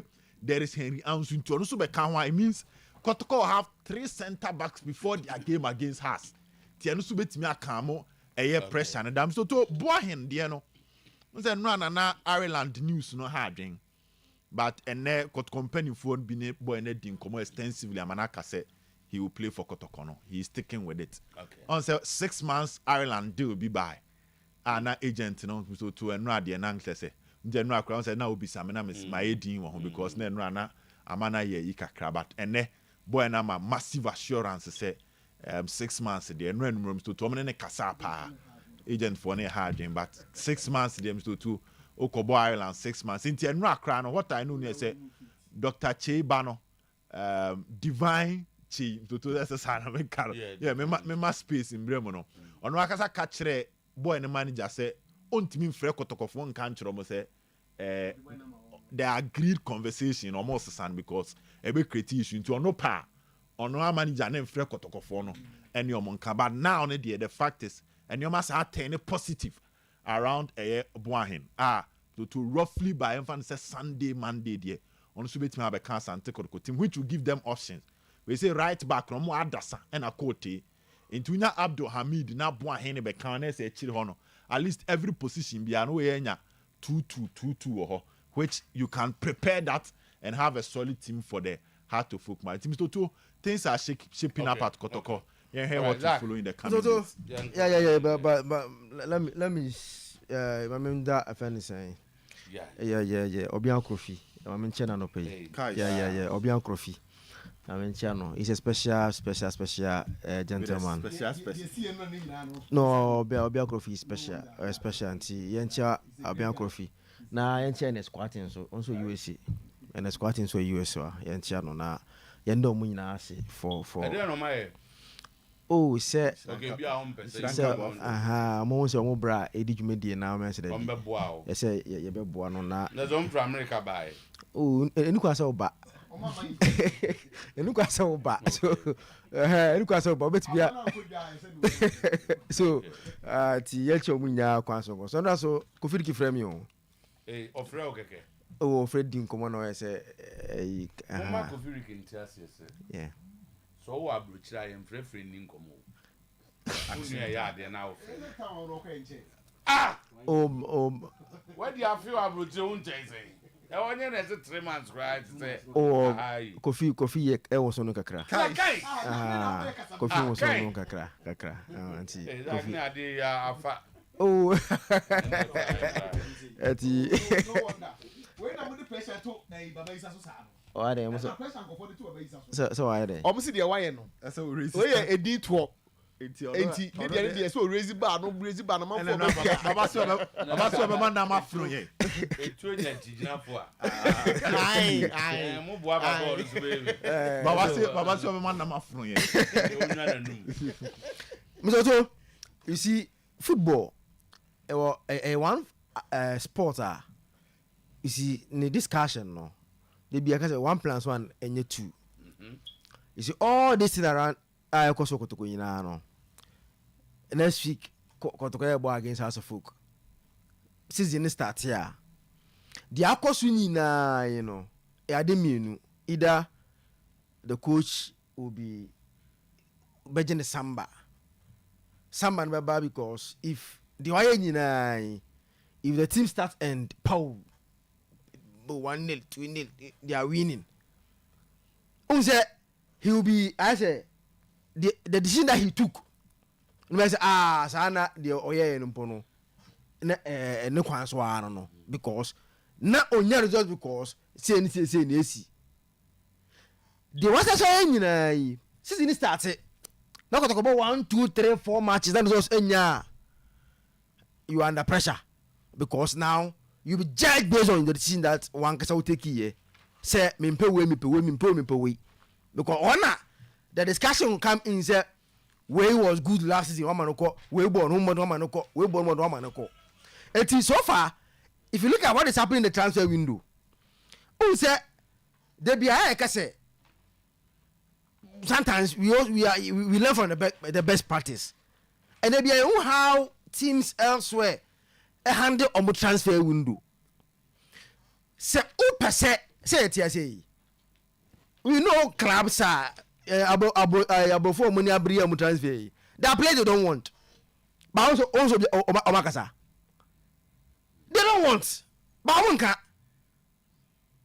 amunka because the moment you come out publicly and say when me mpeno one their value ecoform yes who their no value ecoform and they all go pen so no na na shoot akosoro because on say you are desperate looking for that position and player and Real Madrid any abre omo dadai den leni euro den nai den on pen pa ba omo ba bonten beka omo edin tete ho and Arsenal ni Calafiori we akwa so obianim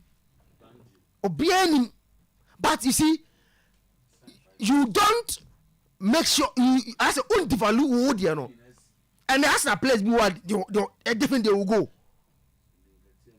you understand they will go but you don't devalue omo it I think say if one follow Elvis minim because for bare 4 years in here nobody me so be nya opportunity to watch him because since he left Ghana here so ofri Aurika ko Tunisia ofri Tunisia no call Slovenia right Cheba for Auchi no eti for bare 4 years in here nya the opportunity to see him playing but say they na odi free chroma say air con and e be kan asem dia he was a very good player that Liberty team no clo e coach omo no one of those guys now no from pa that season no cry you Liberty eti not all from pa ana class we chasing him back Liberty as they call fan say Tunisia anam kwaji kakra e show mo now he's back mostly no the danger is that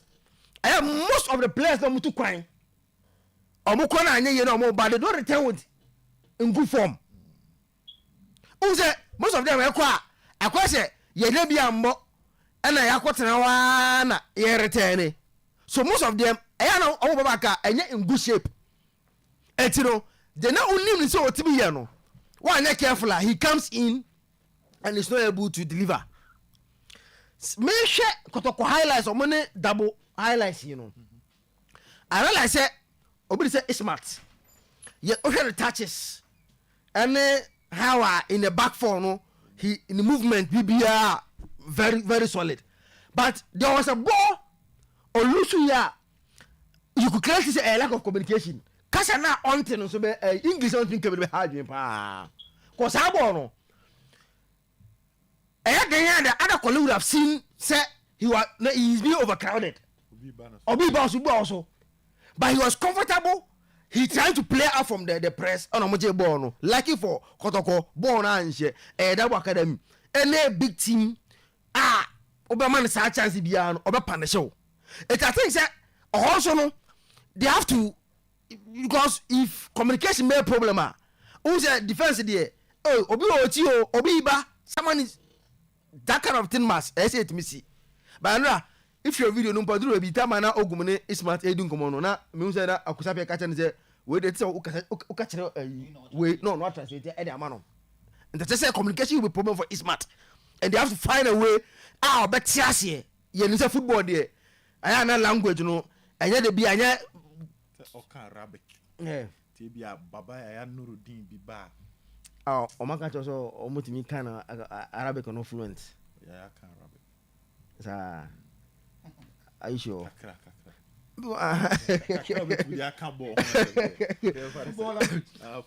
Because but for my the Arabic language in here, bet me are excited. You understand? My own team funding come. Okay.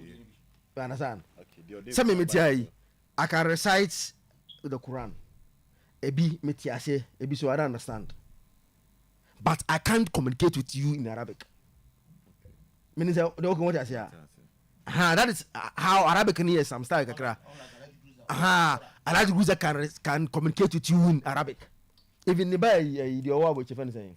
Fawaz can communicate with you in Arabic. I know obeti me no di nkomo Arabic mu. It's no biana. It mean the Arabic no di nkomo. He can recite and maybe otiase kra de okon otiase. But want me and di nkomo say te say o kwa he koto be want me no ndi nkomo Arabic mu. And one a big problem and if you are able to work on at least find a way to let Ismat understand some of the things that omoye on now. We should movement and it touches there. Onye a bad player things say obet me abo amanyama kwankan. Now there has a folk story no. You see, I'm surprised up to now. Like I say no, they're still enough time because yet before be on common kotkomachi ya. Say pressure but two things no because they have a match to play. Mangaruno ne can be because they have July and 3rd 25th August.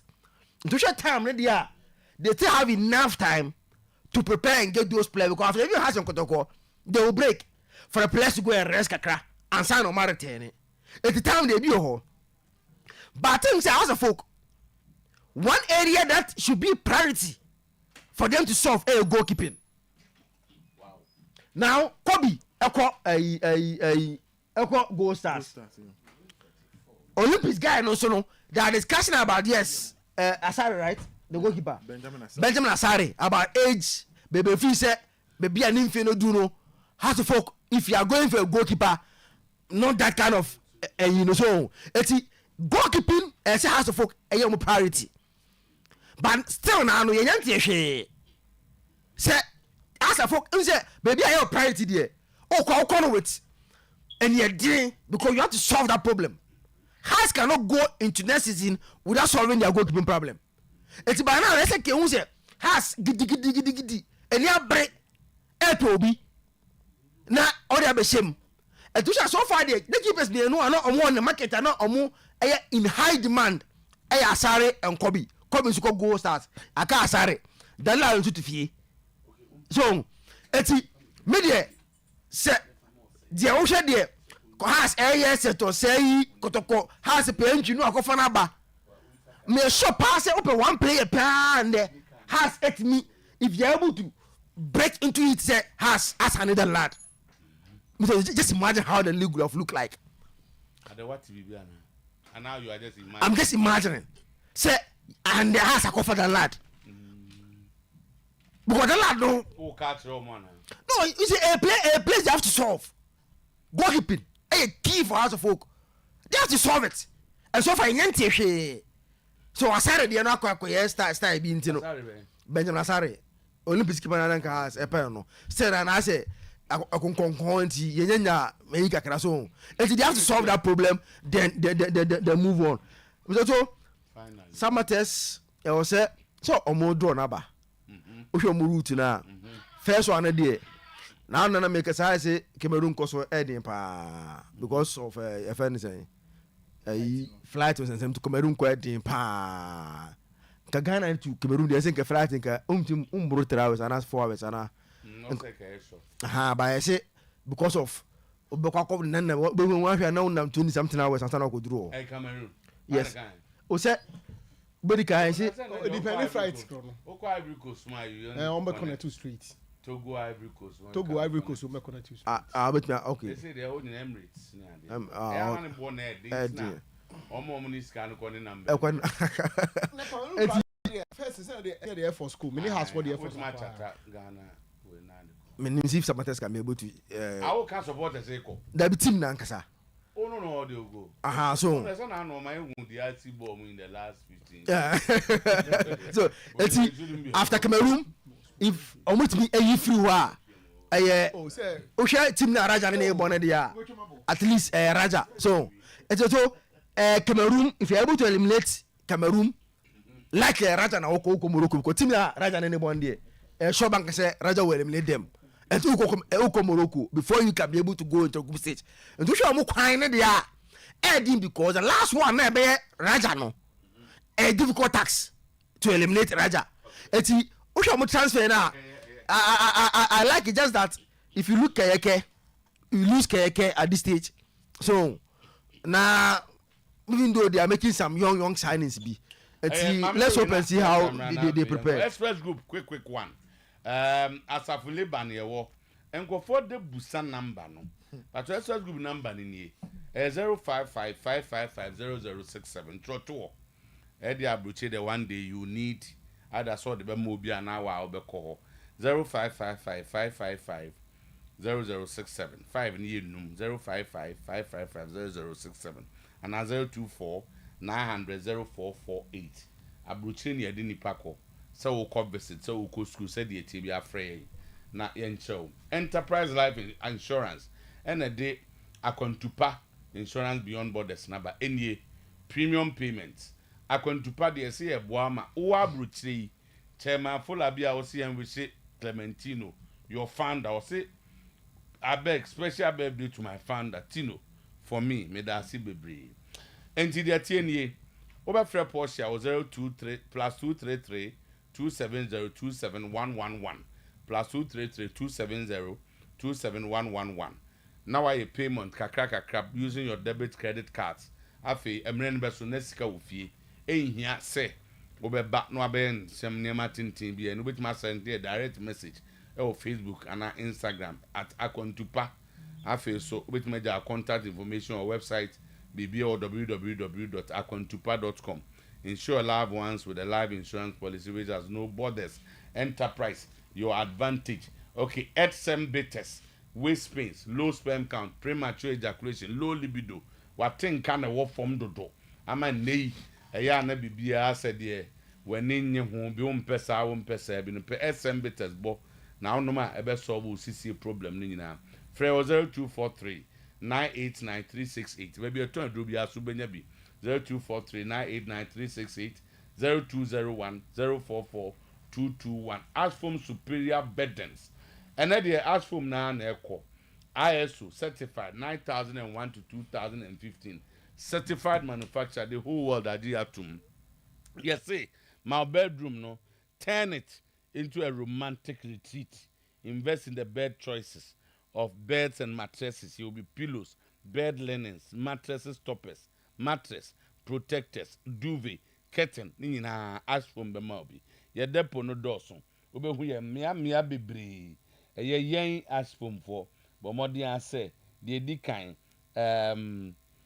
be an ask for my. What the kind ask for my no. Now if you one-stop shop. On our turn your man na all our various depot. Your number is 055 6579214 055 6569214 na fe yenko Superlovic phones baby a ubenya bi ye wosunya techima tamale go so brekum wa Boga Obuasi Kofodu Accra Kaswa Ashama Ehibium Bebia Kumasi Adie Edum KJT PZ everywhere Morocco no one say obeka say oh super love phones and have free numbers no 0501 635 there's a phone papa and a water phone papa na di kofi ane bo no from always lower in prices phone mo headquarters and nadia ya di adwuma na boss so any super love 0501 635 0501 635 0501 635 But for the captain, baby, we are not for head, baby, we are not there, but all baby should hold on. That's the uncle. And I, Nations FC, I had the House of Folk supporters, especially at that moment, by way of announcing the departure of 2 players. I am Makelewa, and I think Asamoah Boateng, a striker and a defender. So, about 3 days, 4 days ago, I say players now we or more medicals with House of Folk, but House of Folk yet to announce. Or more players now. So they have their program. Mejitum say Obia because of the situation that Kotoko pressure players will call you supporters Libenya and Kenan can be at 3 players and also watching Anka. The problem Kotoko face, the House of Focus is also facing the same problem, similar. And the Ghanaian player who uses in most of them, the thinking is that Mamma offer in Europe and Sana Medisa Mesama, my local club no. So they've been talking to a lot of players, a lot of them Omnomo Akasa, but because they feel say these players no say if there will be opportunity for them to travel outside that. At the end of the day, I feel let me just say, and the Tanzanian clubs, Ghanaian clubs don't even compete with them. Tanzanian clubs, you don't even compete. It is your biggest, your 2 most glamorous clubs, House of Folk and Kotoko. For me to say Morrison. For say Razak, these are players, House of Folk, and Omakasa. But because of expertise on Betu outside Ghana, and maybe Omo can also Rwanda. It's not about Europe, no, I can say Eastern Europe, Rwanda, and a set deal, no, a set chain. As at Noah, House of Folk was expecting, they were expecting Morrison at their training grounds. Wanko, minimum and net, as to say Okoya. Kasim, the information was that. Wakati almost when you're a year, and for that matter, so we are and there or be available our House of Folk Secretariat, and also we know what has happened. So as someone coach Ogum Eka about homo players on my target to a lot of these players, so we are from now to 25th of August time room. But because of the scene amount for a push all these offers no, as a seal. I want to believe the supporters in your time home teams no. I think say almost deals are more expecting there. Sending in our crowd. Most of them not say do na umbeti menyamu edema because the information that Kotoko is assuring supporters say at least 80 to 90% of the target players there we expect to anyamu amama sayama team no because to kayeka issue no enwa ebaya na sala me feel say some matters for for them better particulars ebeboa. This is your captain omo ka say omo transfer no emma team bia but yet the player is playing for a team outside Ghana in a friendly game. Yes, I know. Say the Bosman rule, say player na kind of contract 6 or less than 6 months. Obet must have pre-contract. But that won't mean you player man more man. And they player or contract with Samates, and a team no, at the match in a friendly match. So I think say Mr. Aka and the Samates and Benifono.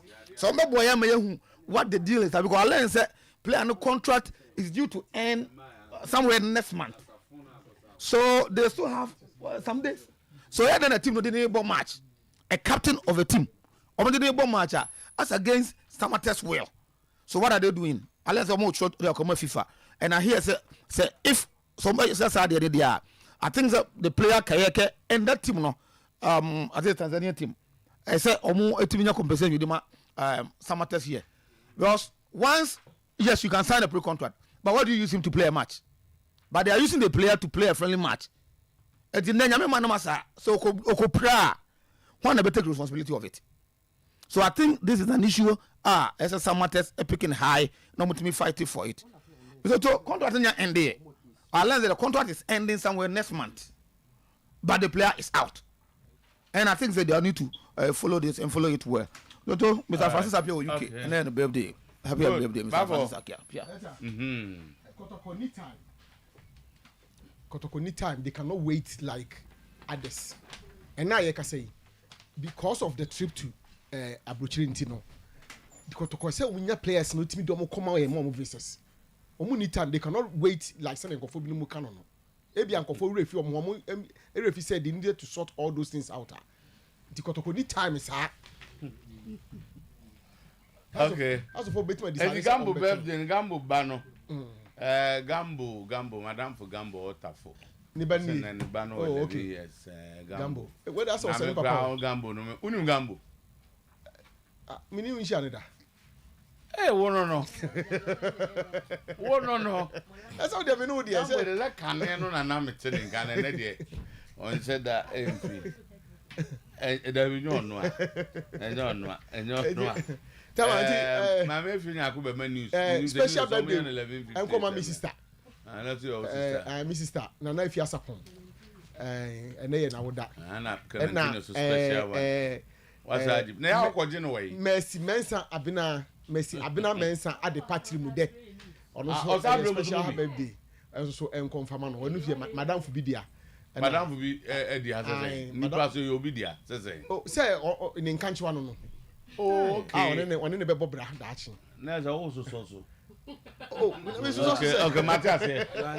Investing Kumase na prophet. Prophet Benjamin Ford George Medie no. Eno na start and say yina mo de mai no. Mo the costume na. Ye de ye bibia kanjen and energy drinking water we are boy.